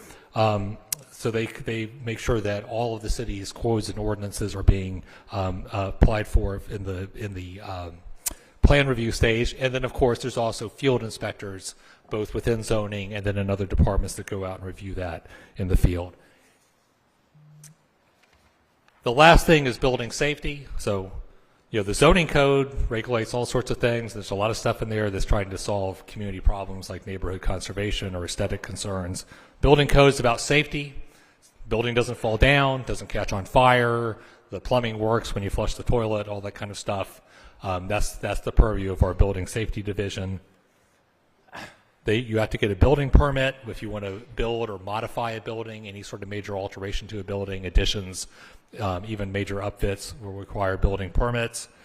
You apply for that with all relevant documents. There's a lot of detailed construction documents for that, and the plan reviewers pore over them through that whole process. At the end of that process, the final inspection yields a CO. You can't occupy the building. You can't rent it to someone until you get that CO. So in just closing, I just want to say a few things that's kind of highlights of this presentation. I'll take any questions, and I'm going to turn it over to the second act, which is Pat, to talk about housing. But planning is essential for a high-growth city. If we want to maintain the public health, safety, and welfare, we want to provide superior services, which we do, and we want to have a high quality of life, which I think many people think we have to plan to accommodate this growth. We have a robust set of tools. We try to deploy everything that the state gives us the ability to do to plan for future growth and to engage the public in decision making. We do a ton of public engagement, as I've noted throughout, in all of our major decisions. City Council, you legislate the policies and rules that determine how the city develops. Our role is to work with partners across the Raleigh organization and in the private sector to implement those policy goals and to protect the public welfare. Any questions before I turn it over to Pat? Yes. I have two questions. Oh, I'm sorry. Jason Ruff, Buildings. I'm sorry. I didn't mean to do that. I was just in a rush. Jason Ruff, Assistant Director and Head of Building Safety. Okay. Thanks. Just two questions. One, as we're going through this process in the site plan, rezoning, then going what you just spoke on, is that a state requirement? Do all cities follow that? Because right now, as I'm going through conversations, I'm learning that there's the rezoning phase and then there's the site plan phase, and that they don't happen at the same time. Is that across the state rule that they don't happen at the same time? So, yeah, I mean, typically, because of the amount of the investment that's needed to go through the site plan approval process, you typically don't want to do that unless you know that you're going to get approval, that you're going to entitle the site through zoning to do that. The closest thing we have in our code is plan development, but those site plans that are approved as part of a plan development district are much less detailed than a full set of engineered site plans that you would see. However, any detail that is shown on them becomes regulatory in nature, and so if you want to change that later, unless it's a minor change, you've got to come back through the rezoning process to do it. Sure. And I guess just for clarifying, we weren't always where we required them to be separate, or were we? Was there a point in time where we did require the site plan to be at rezoning phase? No. There was never a time? Never to my knowledge. Not in my tenure here, which is about 16 and a half years. Is not. Okay. And then secondly, as I go into these conversations, again, with that same conversation we were just having, if I want to talk about affordable housing and I want to talk about, conditions that could be added, what I'm running into is that I'll get, okay, we're at the site plan phase, it's too early to talk about those conditions. But I also know that by the time site plan happens, it's too late to talk about those conditions. So when is the sweet spot? When can I discuss that? I mean, in the rezoning process, anything can be discussed. Again, the applicant has to agree to it, and if they don't agree to something that you believe is necessary for you to feel that it's in the public interest to approve the case, then the alternative is denial. Got it. Thank you. I have a question. Thank you, Ken. Mary? So this was a really great session. I know some of the more senior members on council are like, that was a lot because you've been doing this for the last couple of years. But I guess my question is I just want to understand a little bit more, and you can talk about it briefly, how equity shows up in the planning and development side, because I know it's a part of the mission statement, right. But I just want to understand where that actually shows up in the planning and considerations for the city as we're growing, and what that looks like and what that would mean. Sure. So, I think that the city has taken steps to embed equity more in our processes, and we've made progress, and there's much more to do, and we're working very closely with our Office of Equity and Inclusion on how we can do more. But, equity was one of the vision themes of the comp plan. It was something that was definitely talked about during the comp planning process. More recently, we tried to say, how can we put equity into our routine decision making? So a couple years ago, we pioneered a new section of the staff report for rezonings that would look at equity issues. Now, I will tell you that an enormous amount of work and deliberation went into that. And one of the reasons is we're trying to provide objective, factual information to the decision makers. So we look at, are there known environmental justice issues? What is the racial history of the neighborhood in which this thing is being proposed? Some other factors. And those are all within the staff report. The tricky thing is that the equity impacts of a decision are far from clear at the time the decision is made, because of there's just too many unknown factors, and there's a lot of debate in the world as to whether or not doing this or doing that advances equity. So one of the things that we are doing and looking to embed in our text change process is an after the fact analysis. So if there's an equity concern, this code change will accelerate gentrification, then we can try to look back and say, well, can we trace any trends happening in the community to this code change or not? There, I think some of that is a learning process by which we go back and look at our decisions a few years after the fact and see how they played out. So What exactly is the scope of the after-effect analysis? Is it something where you're like looking at things after the fact and then you go back and change them, or is it just like we're noting this for future decisions that we're trying to make with planning? Both. Okay. Both, but in the case of a code change, if it's found that a code change had an unforeseen impact, it's certainly one of the things you might do is either reverse that code change or modify it.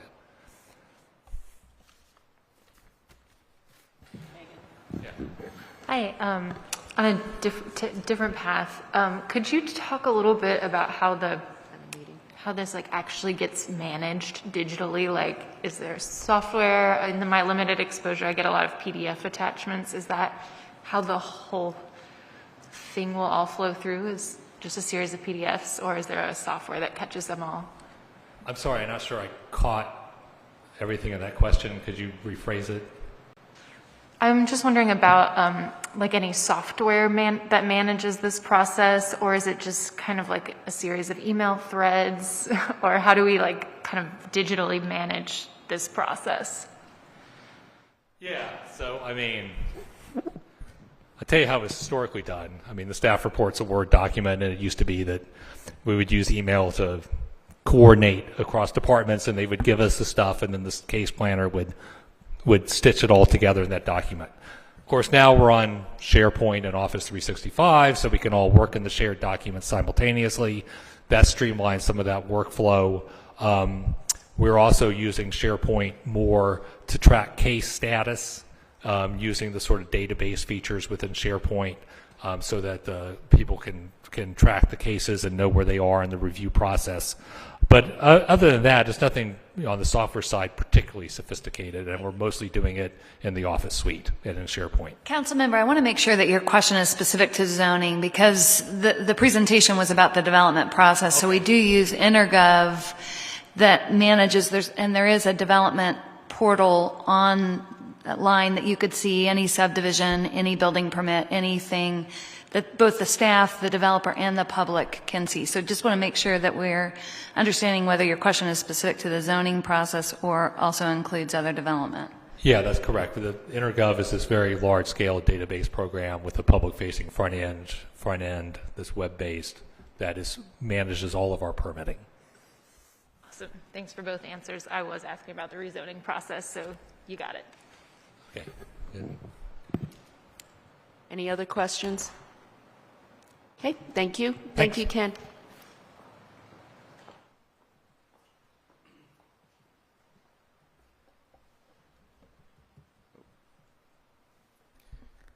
We pull up the new presentation, thanks.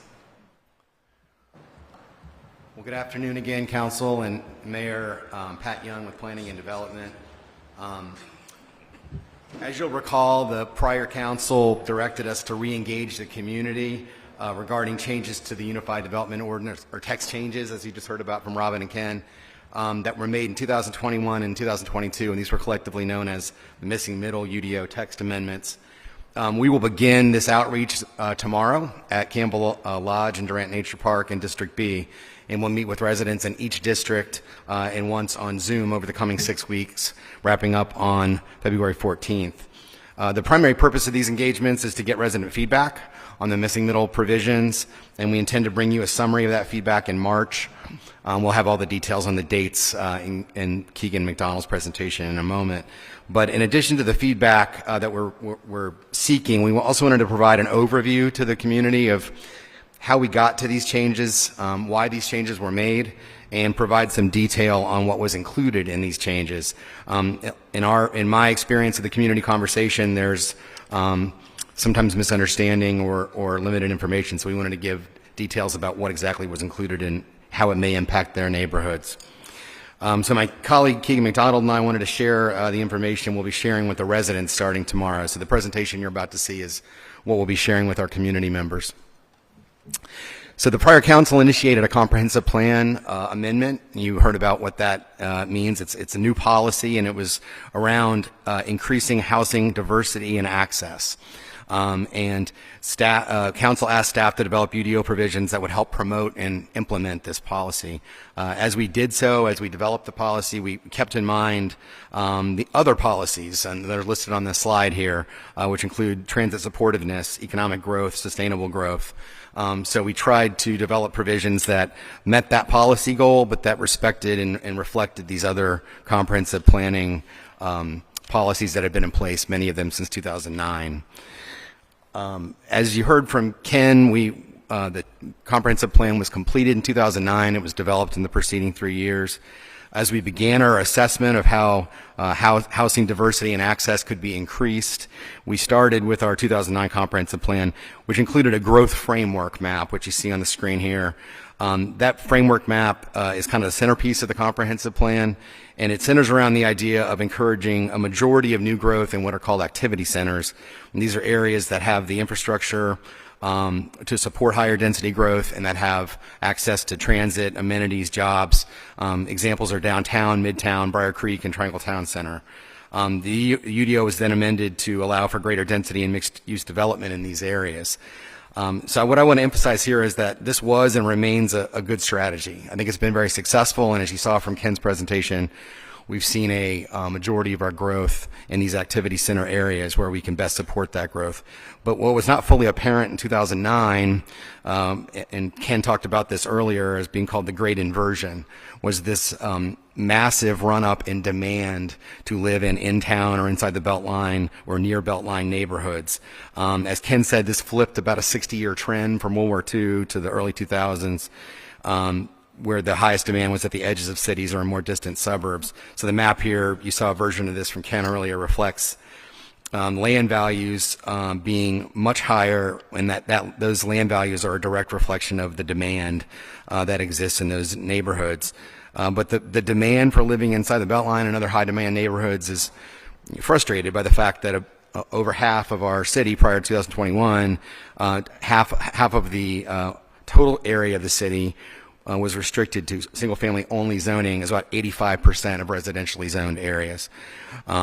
Single-family housing is the backbone of our city's housing stock. It contributes significantly to our community's character, but it's also the most expensive housing type, and it's not the type of housing that every household wants or can afford. Taken together, these phenomena have led to enormous housing price increases, particularly concentrated in these inside the Beltline or in-town neighborhoods. This slide is just a random example. It happens to be a place that our Deputy Director Ken Bowers rented in the 1990s, so he had some detailed information on it. This is in Boylan Heights, right? So you see these enormous multiple factors of 10 and 20 time run up in value over a 20-year period, and that contributes to economic displacement, as we've talked about elsewhere. So most families that are either moving to Raleigh or trying to rent or move up in housing in Raleigh are left with a pretty stark choice, right, between single-family housing and 4- and 5-story or more apartments, which is what we see mostly getting built in these activity centers I talked about. And it leaves very few options for folks that don't want to live or can't afford to live in one of these housing types. What's missing is the middle. You've heard the term missing middle. This is kind of in planning circles, an iconic graphic that shows really everything between single family on one end and mid to high rise apartments on the other. Duplexes, triplexes, quads, courtyard apartments, bungalow courts, and townhouses. We used to rely on this missing middle housing type prior to World War II to be a big source of housing diversity. But after World War II, through the zoning code, we largely made it illegal. Despite their dwindling numbers, Raleigh still has a relatively large number of missing middle units. It's about 17% of our housing stock, as you saw earlier from Ken. It's not coincidental that these are in some of our most sought-after neighborhoods in Raleigh, and this housing fits in well in these areas and provides opportunities for housing diversity, and we'll talk about the benefits of that in a moment. There has been a national trend called zoning reform that is focused on allowing more housing in more places to address the concerns I just flagged. We are certainly not the only city experiencing the phenomenons that I described. In fact, every growing city in America is really facing this. It's just a matter of scale.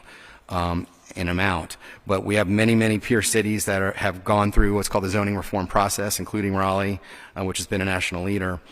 I think there's 4 reasons, and I'll review these each briefly in a moment, that this has been an approach that has caught on nationally. Promotion of sustainability, transit supportiveness, housing diversity, and long-term affordability. And I'll review each of those briefly in turn. There's a number of places, this is Hamilton, Ontario, Canada, that have had these places, these reforms in place for a while. Hamilton, Ontario has had it for over 10 years, and have had some good examples, some good success. This is an example where a older single-family unit was replaced by a 2-scale unit that is of the size of many new single-family units, but has 6 units in it. So that's just one example. As I'll return to in a moment, this is important because it allows 6 families to live in a high-demand area and makes the housing market more competitive for everyone by accommodating more households. But let me start with the benefit of sustainability and carbon reduction. Due to the shared roofs, walls, and other infrastructure, a 4-plex uses, for example, about half the energy in a year. BTU uses British thermal units, about half the energy in a year as a detached house. And since over half of all carbon emissions in Raleigh come from buildings, many of which are residential, it will be very difficult or maybe impossible with current technology to meet our climate action plan goals for emission reduction without an increased share of our housing being in these missing middle types. A closely related benefit is transit supportiveness. As you can see from the graph, there is a very close connection between the compactness of development and the success of transit systems in cities across the nation. As you well know, we are investing millions of dollars in our bus rapid transit system and high-frequency transit network, which is our kind of regular bus network that operates at 15-minute or faster intervals. And missing middle housing is a really good way to promote and encourage ridership by having context-sensitive development that increases the ability of transit to be successful and get the ridership it needs to be sustainable. And of course, transit supportiveness is closely related with sustainability. You see on this graph here that there's significantly less emissions per mile for bus or for pedestrian or bicycle use than there is for a single-family vehicle, or a single occupancy vehicle. These transit-supported places allow families to live with fewer cars or no cars, and this has economic and carbon reduction benefits as well. The combination of transit supportiveness and housing abundance creates walkable places that have a broad mix of uses and are generally the kind of places that we love, that you would visit when you're on vacation. More exclusively single-family places often lead to auto dependence and higher carbon emissions. A third key benefit is housing diversity. As we work to develop the tools that resulted in the provisions that the last council adopted, we heard voices, a growing chorus of voices, who wanted a broad palette of housing options that they can afford and that best fit their lifestyles and preferences. For example, single-person households are one of the largest and fastest growing household types. Almost a third of households nationally are single-person households. And accessing single-family housing can be very challenging for these households. The vision here is that folks who love their neighborhood can stay in their neighborhood across their life cycle. When they're a young renter or when they're retired and an empty nester, that there's a housing type that fits everybody and that allows folks to stay in the neighborhoods that they love. And finally, missing middle housing is a part of an overall strategy for ensuring adequate housing supply at all parts of the market and to help manage housing affordability and access. As you heard from Robin and from Ken, we have very, very limited authority in this area from the General Assembly. The tools on the slide here are not authorized unless they're voluntarily provided through a conditional use zoning process. So we have limited tools to require affordability in new development. Another challenge is that despite the outstanding efforts of the city, and I can't emphasize strongly enough how strong Raleigh's efforts are, we're absolutely a regional leader and certainly in the state on through the housing bond and through other programs to supporting what are called committed, legally binding or committed affordable housing. Only about 8% of our housing units are have public subsidy or nonprofit support that allow them to remain long-term affordable. So 92% of all housing in Raleigh, including affordable housing, is market-based, and demand is very high to live in Raleigh, as you know, and as you heard from Ken. So since market rate housing is such a large share of housing and demand is so high, more market rate housing is a crucial part of how we address housing affordability in any high demand area. The goal being more housing throughout the city for more people of different ages, incomes, and lifestyle preferences. So the market-based housing works in two ways. The first is directly by making the housing market more accommodating for lower income families. And when I say accommodating, more competitive, that there's more options for lower income families. Dr. Evan Mast, who's formerly of the nonpartisan Upjohn Institute, now of Notre Dame University, did research that showed for every 100 new units built, between 10 and 20 low-income families found new housing opportunities due to local residents moving into that new housing. Maybe somebody who had a new child or got a new job promotion at work, got married, moved into the new housing and freed up housing that was at a price point that was available to lower-income families.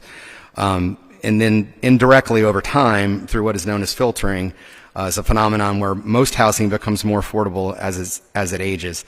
It's certainly the case that not all older housing becomes more affordable. Some becomes much more expensive, as the example I showed you earlier was, if it's in a high demand area. But the study that's cited on the slide here and many other research points show that most housing becomes more affordable as it ages, and therefore creates kind of the foundation for future affordable, naturally occurring affordable housing. So we want to acknowledge and emphasize what we did with the previous council, that missing middle is not a near-term solution or a silver bullet solution to housing affordability in any way. Many of the newly created units will be expensive, but these units are absorbing demand from our high wealth, new high wealth residents and existing high wealth residents to help create a more competitive and accessible housing market for lower income families. Creating more supply is a frustratingly long game strategy, but because of the size of the private housing market, it is a necessary prerequisite to create sustainable affordability. Since there's unlikely to be sufficient resources to have committed or required affordable housing to be more than 10 or 15% of our market.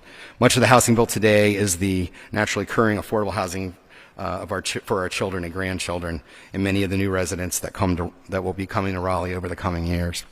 So thanks for that opportunity to give that overview. I'm going to turn it over now to Keegan McDonald, who's a planning supervisor with our staff. He's one of the key team members that helped draft the provisions that were subsequently adopted.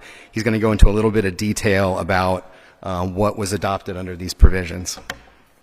I'll be happy to take any questions now, or maybe after Keegan gives his presentation.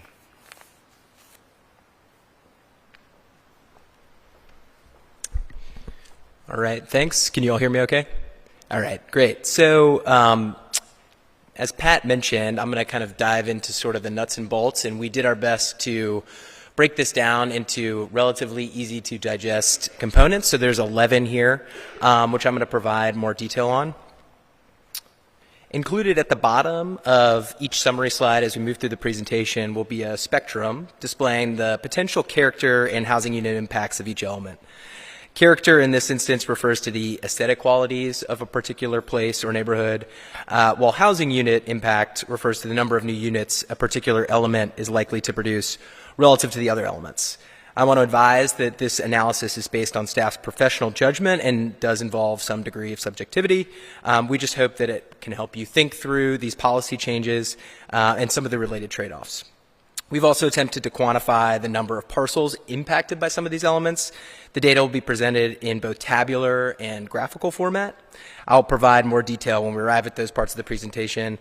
And again, just want to advise that this analysis is not comprehensive, but should be seen just as a set of data points to aid in your thinking and understanding. Before proceeding, I want to make clear that all of these elements do follow objective standards contained in the UDO, and as such, and related back to Ken and Robin's presentation, any related projects would be approved administratively. In addition, only subdivisions and large-scale site plans require notice, the latter of which is not typically applicable to most missing middle typologies, just again given their scale. Public meetings are also not required, and citizens really, apart from tracking the progress of a particular review would really only become involved during an appeal. And again, an appeal can only be made if they feel they're able to identify an error oversight in how the development regulations are applied. So the first element we will discuss is minimum lot and site width standards. Raleigh's UDO contains regulations for various building types. In residential districts, these are detached, attached, and tiny houses, townhouses, and apartments. Certain building types are permitted in certain districts and are required to meet standards for lot size, setbacks, building height, etc. One standard is minimum lot and or site width, meaning how wide a particular lot or site must be in order to qualify for a particular building type. Previously, apartment and townhouse buildings required larger lot widths than a typical detached house to be constructed, and this created a barrier to their development, particularly on sites that would otherwise meet the applicable standards. The recent text changes unified minimum lot width criteria across all residential building types within the same zoning districts. The only exception being tiny houses, which are afforded a smaller lot width given their smaller size. We'll discuss that point later on in the presentation. Unifying minimum lot width and site width standards means residential building types are treated more equally from an urban design perspective. Lowering the standard for apartments and townhouses not only encourages their development where permitted, but also allows them to fit better into the existing development pattern. It should be noted different building types have different density standards. In addition, infill regulations, which some of you may be familiar with pertaining to building height and setbacks, would apply under a conventional development scenario, even to those apartment and townhouse buildings. The second element is accessory dwelling units, or ADUs. As the name implies, an ADU is a separate dwelling unit located on the same lot as a principal dwelling unit. ADUs are now permitted by right in all residential districts in association with the detached house, attached house, tiny house, and townhouse building types. They can be detached from or attached to the associated principal dwelling. However, detached ADUs are more limited in their size and must be set back from adjoining properties. Last, ADUs can be constructed as HUD-certified manufactured homes if they meet certain design criteria and are no more than 600 square feet in size. As I'm sure many of you are aware, ADUs have grown in popularity in recent years for a variety of reasons. They allow for a gentle increase in density without the requirement to obtain additional land, which can be prohibitively expensive. Due to their small size, they tend to fit well into existing neighborhoods and provide an alternative housing option that is typically more affordable than a standard single-family home. This can be attractive to young people or those with less financial means who may not be able to afford a larger home, particularly in a desirable neighborhood. ADUs can also allow the elderly or those needing special assistance to age in place and remain close to family, friends, and caretakers. Given the various design styles, ADUs also have a minimal impact on neighborhood character. The third element is attached houses, more commonly known as duplexes. An attached house is two units occupying one structure on one lot. Previously, attached houses were only permitted in the R6 and R10 districts, but due to strict density caps, were required to be located on lots twice as large as a standard single-family home. The recent text changes unified development standards for detached and attached houses in all residential districts except R1, our least dense zoning district. Similar to ADUs, attached houses are one of the most common and widely accepted types of missing middle housing. They are often similar in size to single-family homes, and because they only contain one additional dwelling unit, are also seen as a way to generally increase density in existing neighborhoods.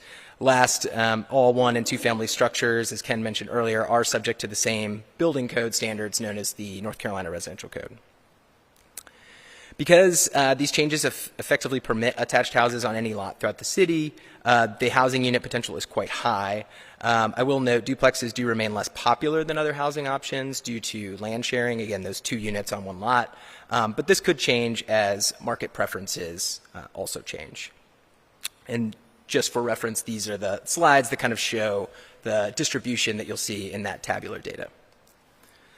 The fourth element is two-unit townhouses. Functionally, a two-unit townhouse is the same as an attached house, except that each unit resides on its own lot. The recent text changes unified development standards for this configuration as well.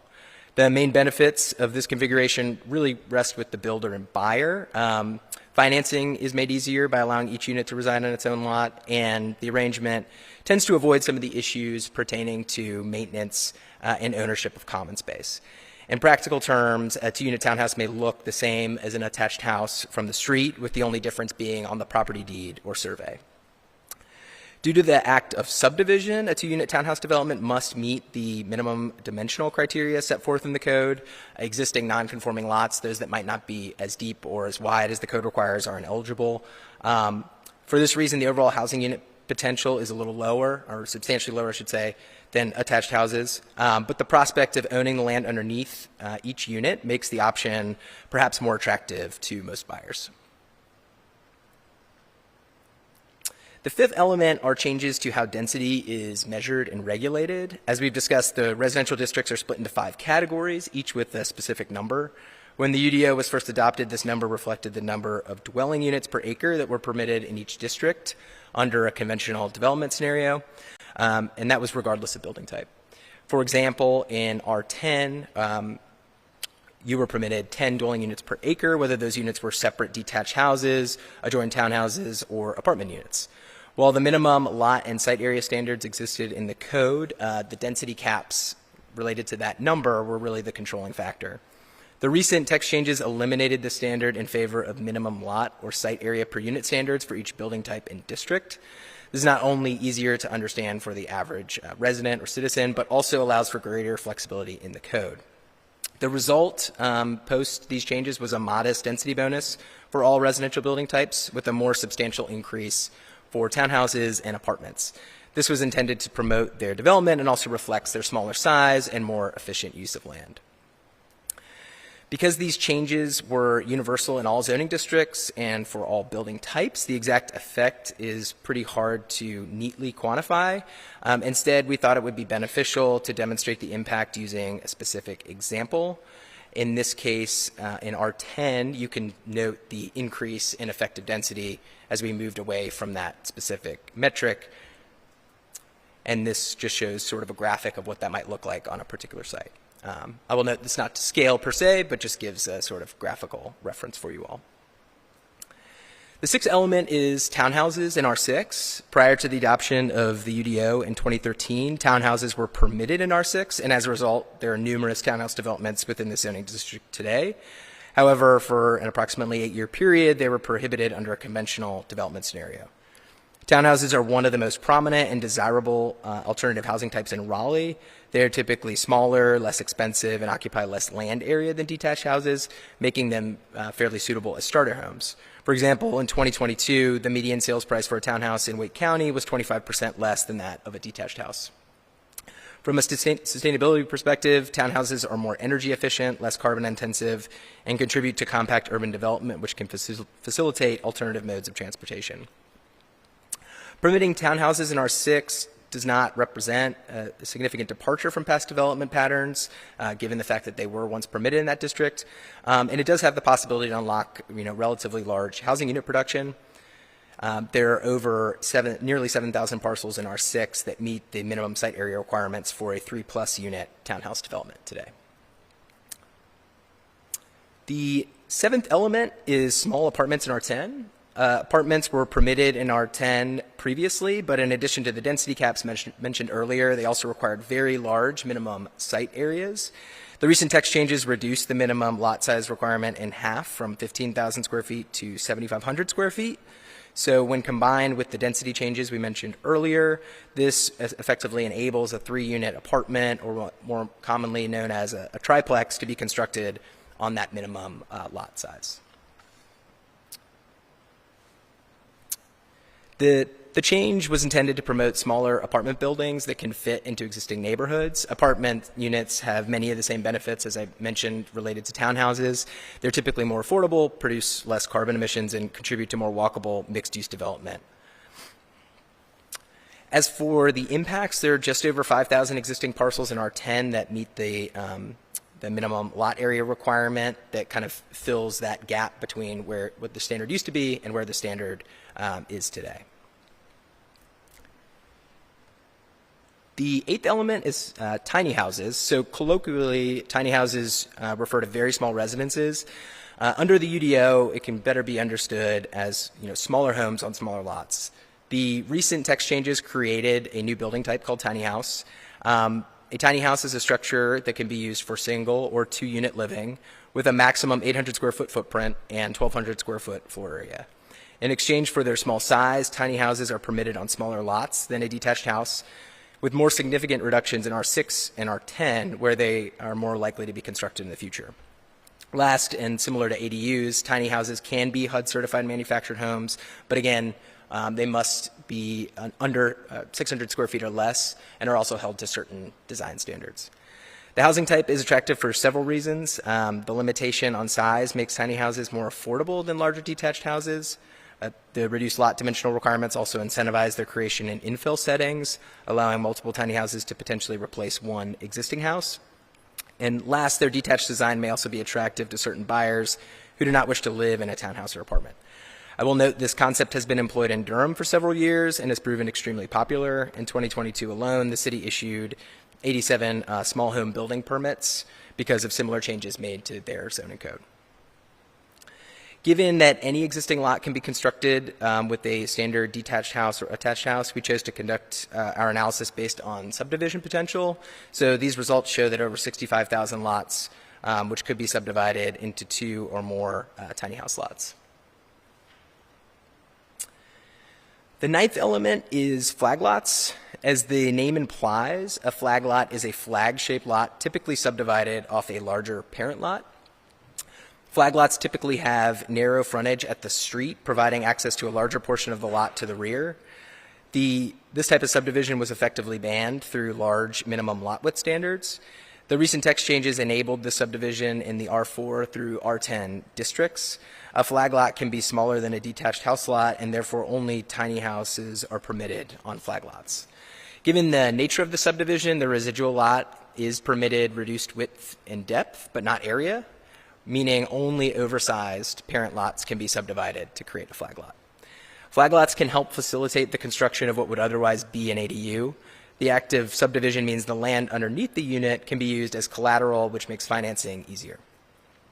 Flag lots also allow for the efficient use of land and can lead to the creation of new units in existing neighborhoods. And because the unit is located to the rear, as with ADUs, there is relatively limited impact on neighborhood character. To quantify the housing unit impact, we looked at lots that have that additional land area beyond the minimum required for the principal building, and approximately 47,000 lots meet this standard. The 10th element is compact and conservation developments. The UDO sets forth a variety of different development options. One I mentioned before is conventional. That's kind of the standard option. Compact and conservation are unique in that they allow for different setbacks, lot sizes, and building types than would otherwise be permitted in exchange for the preservation of common open space.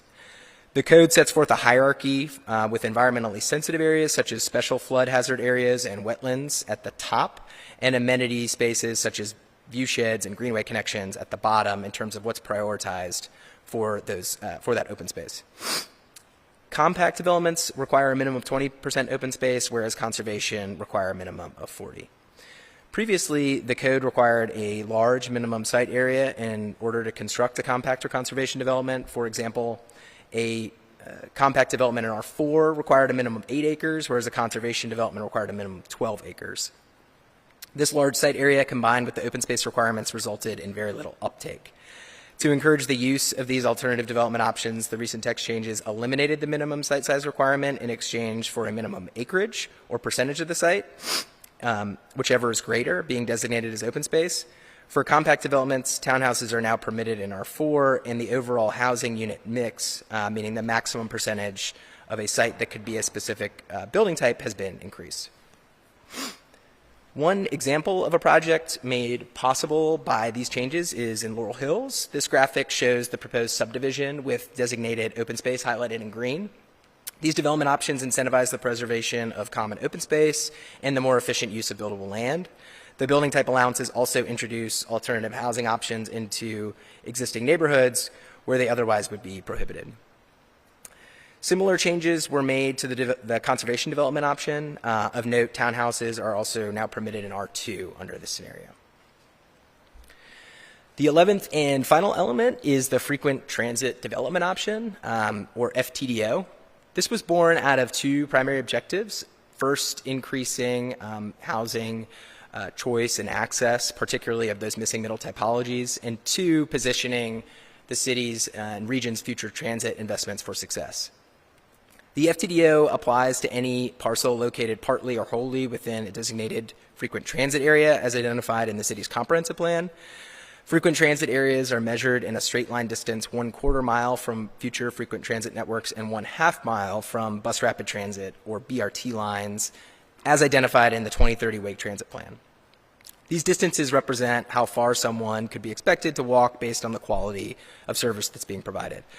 While BRT is expected to run at faster intervals than the frequent transit network, both can be expected to see buses every 15 minutes during peak AM and PM travel times.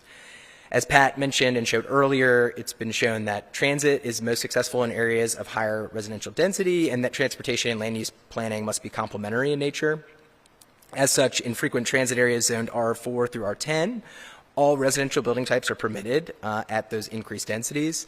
Multi-unit living is afforded the highest density in recognition of its compact form and to encourage apartments and townhouses over building types that contain less units. The FTDO also allows up to 12 units by right. However, projects that exceed this number must set aside a minimum of 20% of the units over 12 as affordable to persons making 60% of the area median income. This affordability requirement must remain in place for a minimum of 30 years. In mixed-use districts, the FTDO permits apartments in mixed-use buildings a 2-story height bonus to a maximum of 5 stories, and general buildings a 1-story height bonus to a maximum of 4 stories, if and when that project adheres to urban frontage and urban plaza standards. I will also note, to take advantage, drive-throughs are also prohibited. Here are some examples of what this might look like just from a form perspective. The top left is a small condo building under construction in the Village District here in Raleigh. The bottom left, a 12-unit apartment building in Buffalo, New York. And to the right, a sixplex in Canada. While the height and bulk of these structures is limited, there could still be more impact on character perhaps than the other elements. So that's just something we did want to note. As you can see, there's a potentially large housing unit impact, particularly for single and multi-unit living. I will note the impact is less, but still substantial for 2-unit living, because outside of this development option, the lot area requirements to construct a single-family home and/or duplex are essentially the same. The next 3 slides show the distribution of parcels for each use case, and the teal in these slides represents the transit area. So the first here, and apologies, the first slide kind of shows single unit living, second slide, 2-unit living, and the third for multi-unit living. To close, I just wanted to provide sort of a summary of how each element's rate on the character impact spectrum and also the housing unit impact spectrum. So first character here and then housing here. And as Pat mentioned earlier, we have several engagement sessions planned where we'll be gathering feedback from the community, and here's just a schedule of those engagement sessions. There's also more information online through the website if you search for more homes, more choices. And there's a few different resources online available for public consumption. And we also just wanted to provide a list of sources and hyperlinks as applicable to the information in our portion of the presentation. And that concludes my piece. I'm happy to try and answer. Yes. Yeah, just a question about HOAs and how they're affected by these rules. Do these rules apply to them? Yes, so the HOAs can enact rules that might be more restrictive than what the city would otherwise enforce. So certain homeowners associations or just certain developments might have restrictive covenants that would limit lot area, or maybe may get even more specific than that.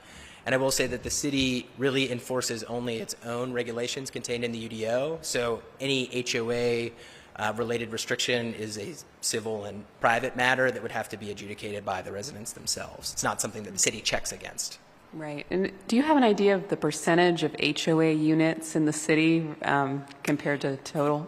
Yeah, we have been asked that in the past to just try to do an analysis, but it would be a really laborious undertaking because every HOA is different and require a lot of reading through deeds, et cetera. So I don't know any information offhand. But of course, if you have a specific property, you can go in and find it. But in terms of total number, I do not have that information. Do we have a map of where they all are? I do not believe we have a map. No. So real quick, the mayor had a conflict, so she stepped out. So I'm running the meeting from here, just so you all know, until the end. Are there any? Thank you for the question. Are there any other questions, Councilman Milton? It's not a question. I just wanted to flag two things. I get that question a lot, Councilmember Harrison, both sides, right? About it's not fair that these changes don't apply to neighborhoods that have HOAs, or I live in a neighborhood with an HOA, I want to build an ADU, but I can't because of our covenants. And to both of those, I've always told folks, run for your HOA board, get with your neighbors, make the changes in your neighborhood that you want to see, because we have very little authority there, or no authority there. Zero authority. Make that very clear as the city attorney.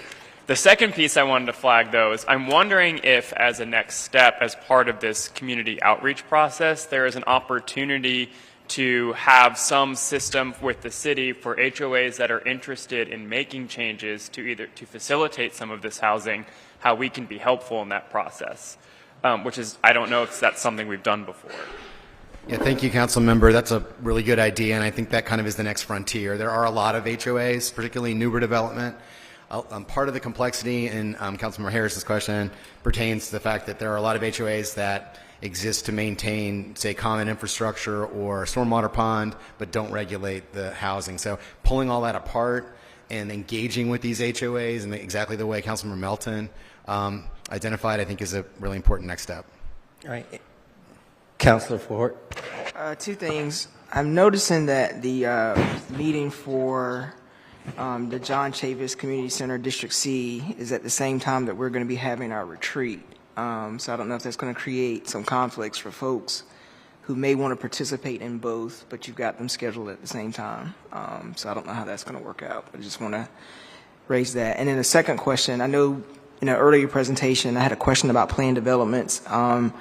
That's one of the questions that I've gotten a lot when I was representing District D, and I'm sure Councilmember Harrison probably gets some of that now. So there is a project in her area that some folks have raised the issue about a planned development. So what's the process for the public to engage with staff about the possibility of doing a planned development? Sure. So a planned development is just another type of it's a zoning district.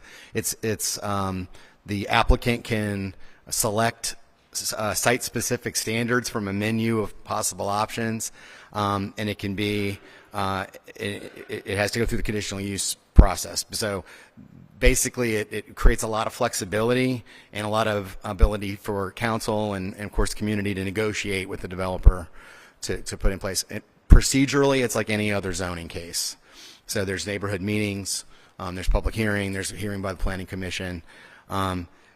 It can be more complex because there's a lot more moving parts, right? They can set their own setbacks, height, and those kind of things within certain parameters identified in the UDO. Does that answer your question? We can talk offline. Okay. All right, Councilor Jones. Bear with me. I have a few questions. First, what metrics are in place to measure the success of this text change? And by that I mean, are we measuring how many affordable units are vacated as they move into missing middle housing? So we are tracking the missing middle types. We're creating a dashboard that we want to have be live, but right now we're just doing static reports every quarter. We can bring those back to council and kind of do a deep dive. We have looked at total production of each of these different types, the types that Keegan went over in detail. We have not looked at affordability. I think as I tried to indicate in my presentation, we acknowledge that the ones that are market driven are going to probably be more expensive. All new construction is expensive unless it's subsidized by nonprofit or government sectors.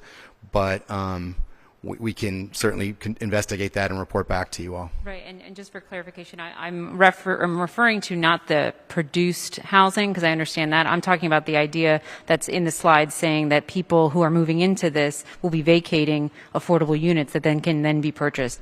So that's what I'm wondering about. Are we measuring those houses that are being vacated and are moving in this theory into these houses? Are we measuring that? We're not, but we are talking to partners at some local academic institutions about trying to come up with some student support to do exactly that. It's very labor intensive, as you might imagine, to track all the different movers, but it is crucial. Saying if it's in the theory that that's what's happening, I'm just wondering if there's a metric so that we can make sure it's happening and measure the success of the program. But you've answered that. The next question I have is, why are R1 and R2 exempt from missing middle? So our R1 is exempt because R1 is almost exclusively in place only when there's a water supply watershed overlay. So we didn't want to encourage additional development and density in water supply watersheds. R2 is not exempt from. Keegan, maybe you want to speak to that. I don't think R2 is exempt from most of the 11 tools. Yeah, just to provide. Sorry, can you hear me?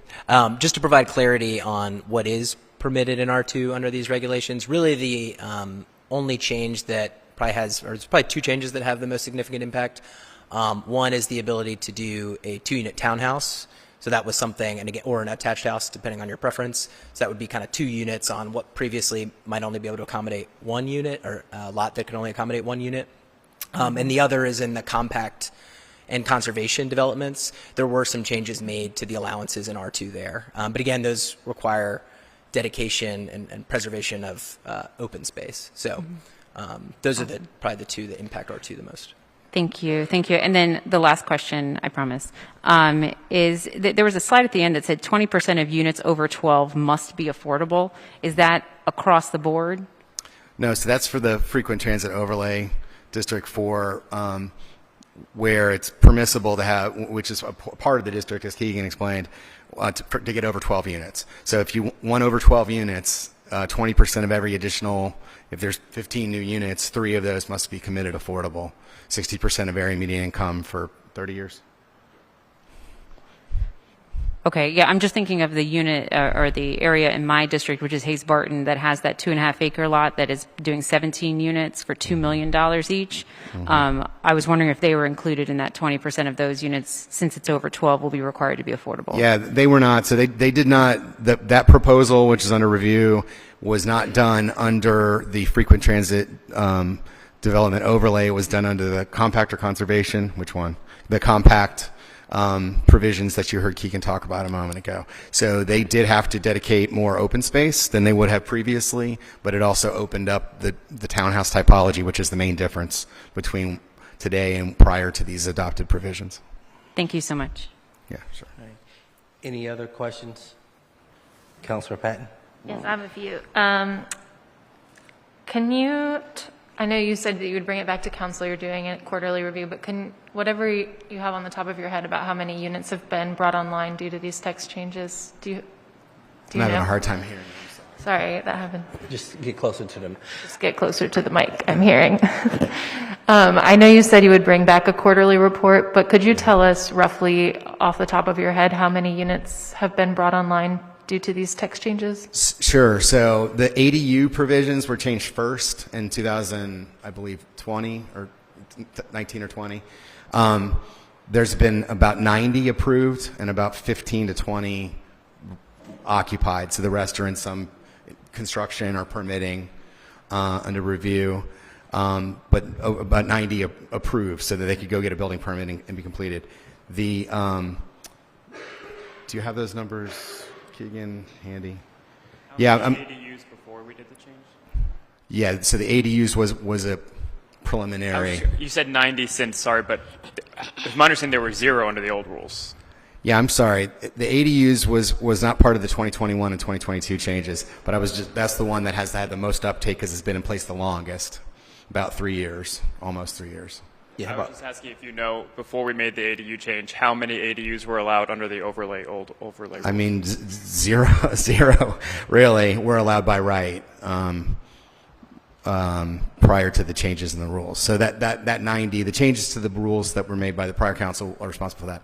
For the other provisions that Keegan just flagged, there's none that have been built yet. There's the only two I know of are the examples we've discussed today, the Laurel Hills townhouses, which is in District B or A? Yeah. B. And A. E. I was wrong on both accounts. I apologize. The Laurel Hill townhomes in District E, and then the Hayes Barton Williamson Road development, and that's definitely in District E. And then there's been some. I'll share a report after this. I'm sorry, I don't have that handy. Brittany, do you have it?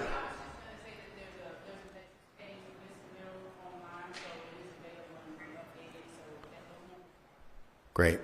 Thank you. I'm sorry I didn't have that handy, but.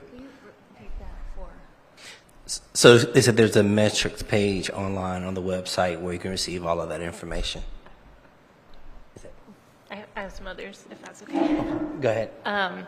Can you also just kind of summarize where there are other land use restrictions, like where there are overlay districts? We've kind of addressed HOAs already, but where there are other types of restrictions, how do they work together, and what happens when they come into conflict with one another? Yeah, that's a really good question. So Keegan and I think others mentioned that the NCODs, Neighborhood Conservation Overlay Districts, there are 20 or 21 of those, so they're pretty widespread in the city.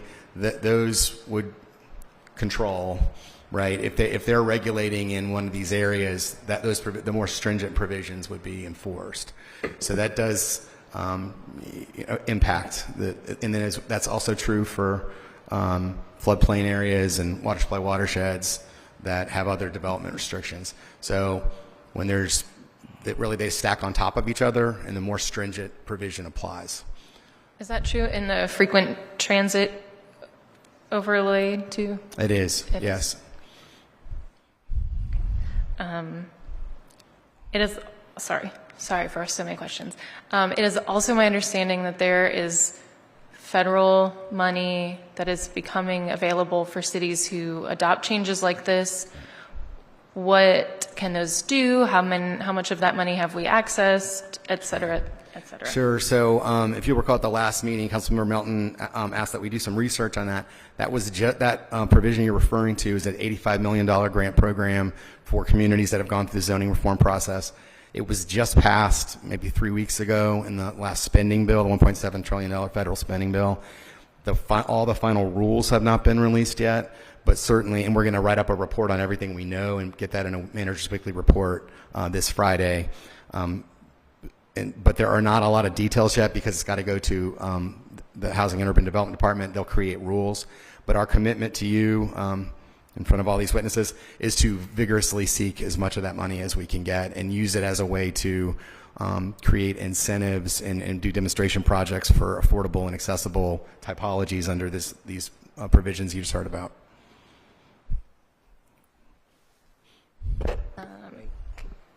Sorry. No, you go ahead, Austin.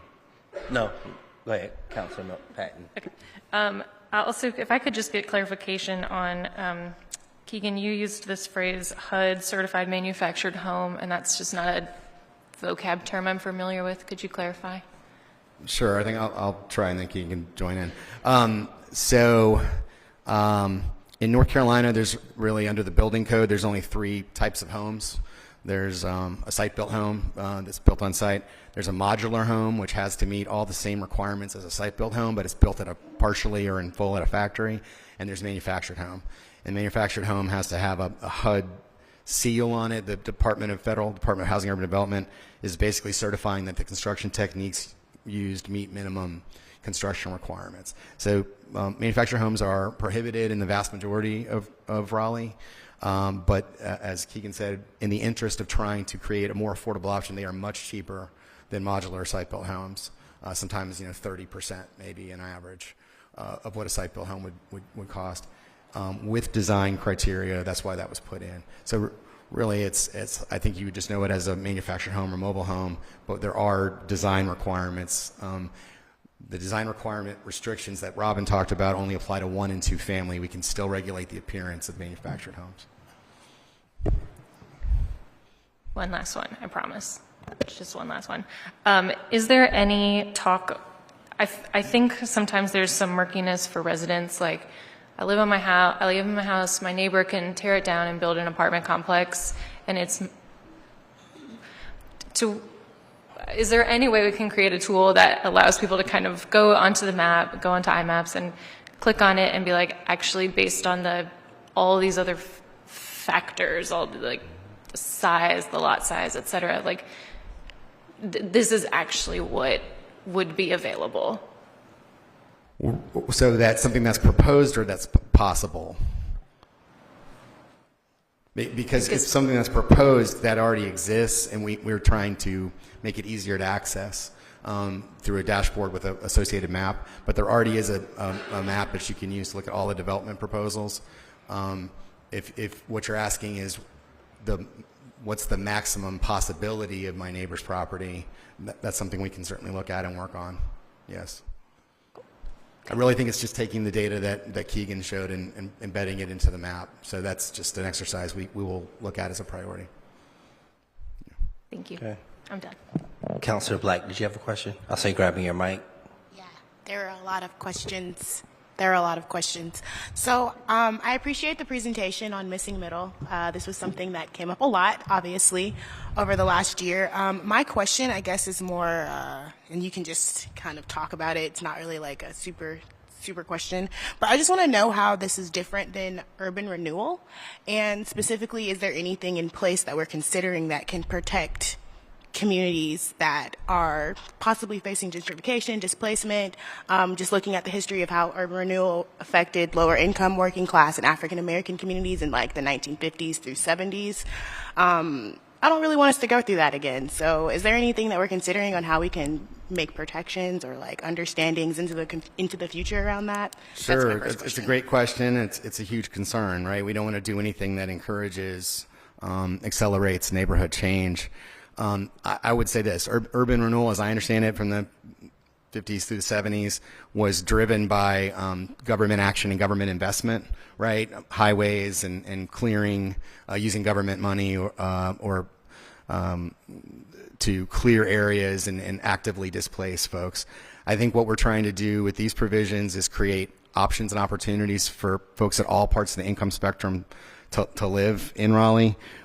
We certainly believe in the research that we've used strongly supports the idea that what's creating displacement is the demand to live in Raleigh, not our zoning policy. The zoning policy is part of the solution by allowing more new units that can ultimately be occupied by residents of all income spectrums. Certainly it's the case that in the short term, since it's a market product for 92% of housing, that sometimes new residents outcompete existing Raleigheites.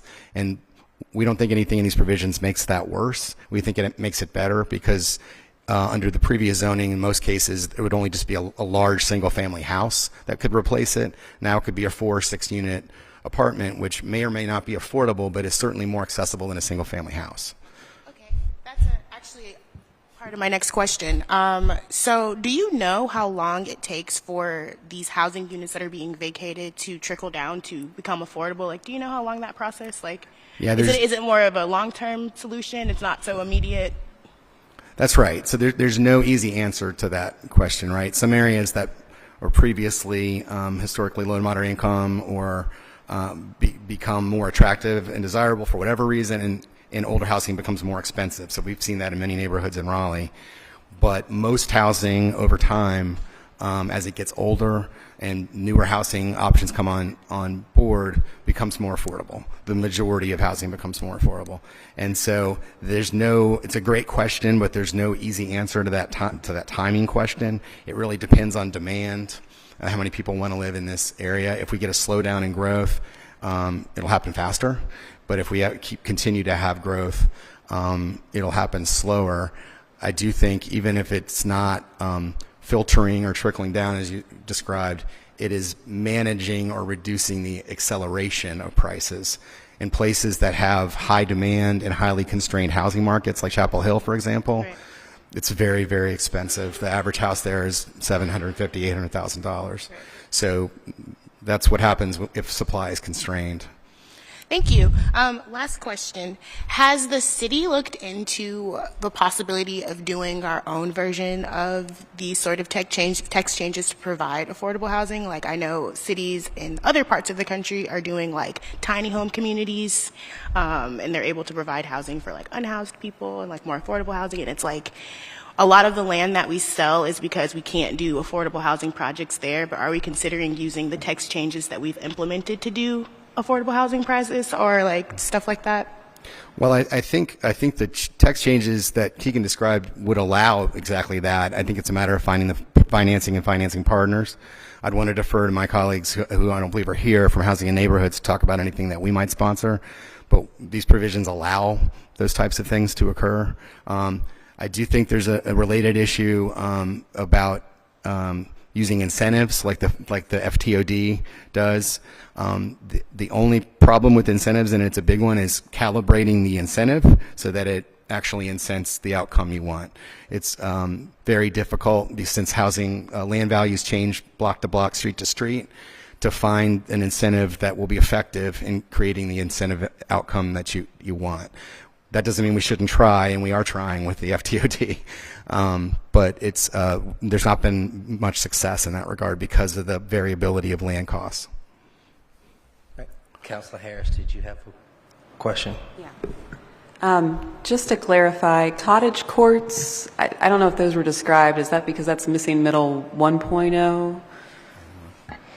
And I was curious how many cottage courts have been built or the number of units since that's been allowed. Yeah, so I can provide some clarity there. The cottage court provisions were actually amended a few times before we kind of embarked on this set of missing middle changes. So you're right, they really fit into that suite. We excluded them only because of the timeline. I will note that they were tweaked along the way just to kind of key the incentive that is related to cottage courts. It does allow for a little bit of increased density. As compared to a conventional development. That was sort of the intention there. They're very similar to compact or conservation, except that there's less requirements about what types of space has to be preserved, and it's overall a smaller amount of space that has to be preserved as common open space. It's more of an amenity as opposed to like a natural area. But those requirements were amended a few different times to make it a little bit more flexible. I think prior to those amendments, we only saw one project submitted and built. Since that point, there's been numerous. I don't know where those all fall in the review process, but I do know there are multiple that have been submitted. I just don't know the exact status of those. Okay. Yeah, we could certainly follow up. Yeah, and I just wanted to also agree with Councilmember Patton on some tool that residents can use to understand what are the possibilities around them, because I think one of the parts that's really challenging for folks is wondering, what's my neighborhood going to look like? I've invested in this, lifestyle. What is it going to be like into the future? Can we give folks some understanding of that? I think could help, just bring some understanding around what's possible. Yeah, and I want to say to that, I like the idea, but let's also keep in mind that whatever the staff presents to us and gives, that's based on the current zoning. So if a neighbor decides to change their zoning, those possibilities change. And that may not happen until a rezoning case comes before. So let's keep that in mind as well. Councilor Jones? In regard to the outreach element of this and all the meetings that you're doing, I was wondering, how are you capturing the feedback and what is going to be the result? Like, is that feedback going to be shared with us? How is all of that taking place? Sure, great question. So we did, I will say, during the development of these provisions in 2021, 22, there was a very robust public process. It was mostly online because it was during the heart of COVID, for sure. So that was provided to the previous council. We can kind of dust that off and provide that to you all for sure. We're going to take feedback from these 6 sessions that you see on the screen and bring you a very detailed report. So there's going to be we're going to spend 30 or 40 minutes giving this overview, but the majority of the time, over an hour, is going to be tables with neighbors, going through some guided questions that will help give you all the feedback I think you're looking for. We'll report all of that feedback out to you all in summary form and in detail. So any individual comment we receive, we'll pass all that through. Does that answer your question? Yes, it does. Thank you. Yeah. Councilor Milton. I want to add two things really quickly. Something that someone brought up that I think, it may have been Councilmember Black, that I think could be helpful also. I met with Habitat for Humanity's advocacy team, and I know that they are very excited about the idea of how they can take advantage of some of these new zoning text changes to provide more housing on land that they own rather than just doing a single family home. And so I'm wondering if there's an opportunity with the city to convene some sort of information session or roundtable with our nonprofit partners so they can understand your options are wider now. And I think back to the city-owned property, I think there was something we did last term, maybe with Southeast Raleigh Promise, where they are doing some of those long-term land leases and doing more than just single-family homes. So I think there's an opportunity there for education. And then the second piece I wanted to just remind everyone is these are new changes, and I always say that we're such a big organization that we turn the wheel and then like the ship moves in like 2 years. Hey, not because of that, yeah, in a good day. And like just looking at this metrics page, which I didn't know existed, there's a lot of movement happening with ADUs, nothing happening with townhomes now. And in fact, I think we're seeing the first two cases that came forward and feeling a little bit of that pushback to change. And so it takes a while for stuff like this to hit the ground and for us to get that sort of metrics. And I think that what is helpful is this education component, figuring out how we can work with our nonprofits, and then we do have to be adaptable and find ways once we have enough data to do the next steps on these, I think. Yeah, so Councilmember, you'll be really pleased to hear that we already have a workshop scheduled. What's the date, Keegan? February 20th? February 23rd. And where? At the McKimmon Center, which is focused, essentially a practitioner's workshop that's focused on nonprofit, first-time builders, Black, Indigenous, people of color, small contractors, trying to essentially build capacity, walk people through these provisions to make sure it can be used not just by folks that are at the highest end of the market, by all parts of the market. So we're really excited about that. There'll be more information on our website, and we'll share it with you directly. That's February 23rd at the McKimmon Center. I'm sorry, what was your second question? Or was it just a comment? It was just more of an observation that we don't have a lot of the metrics yet because these are brand new. Yeah, that's true. So I as many of you know, I worked 12 years in Durham. When I was in Durham, we passed very similar provisions 2019. As you heard from Keegan, just in the last 6 to 12 months, you've started to see significant uptake. So I would just endorse that from my lived experience. All right. Definitely. Any final thoughts, questions, last questions? Go ahead, Councilor Harris. I had it, now I'm losing it. Oh, okay. I want to see, am I correct in my understanding? I think something the city attorney brought up earlier is that, basically if someone's working on a project, if a redevelopment is started and rules change in the middle, so let's say we make some adjustment to missing middle, is that current process, current development, it continues with the old rules. Is that correct? That's right. So I'll let Robin weigh in if she'd like, but anybody who has a valid, complete application in at the time prior to the effective date of any changes would have permit choice, as Robin described, and be able to develop under what are now the current rules.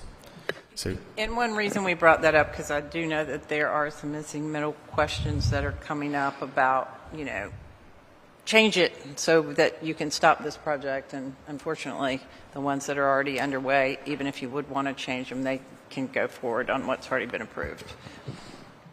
Okay. First of all, thank you so much. I think this has been extremely helpful for all counselors. Some of us old ones and new ones as well. So I definitely want to thank that. I think we have a path forward, and I think continuing this conversation, continuing to working with staff, working with the community, For those who are watching online, are watching a recording of this, please, if you still have questions or concerns, these are the sessions. The first one is tomorrow in District B.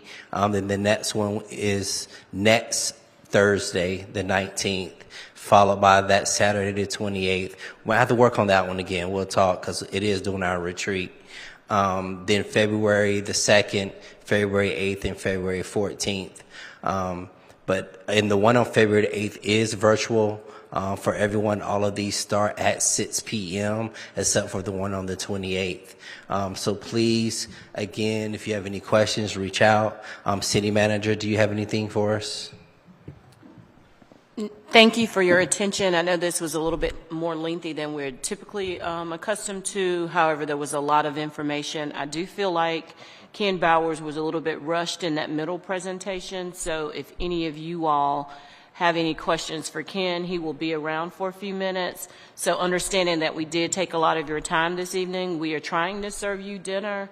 Apparently the caterers are not here yet, so we have you till 7, so stick around, and we will feed you dinner at some point in the near future. All right. Again, like I said, the mayor had to step out. It was excused for the clerk, so y'all have that. And I now call this meeting adjourned.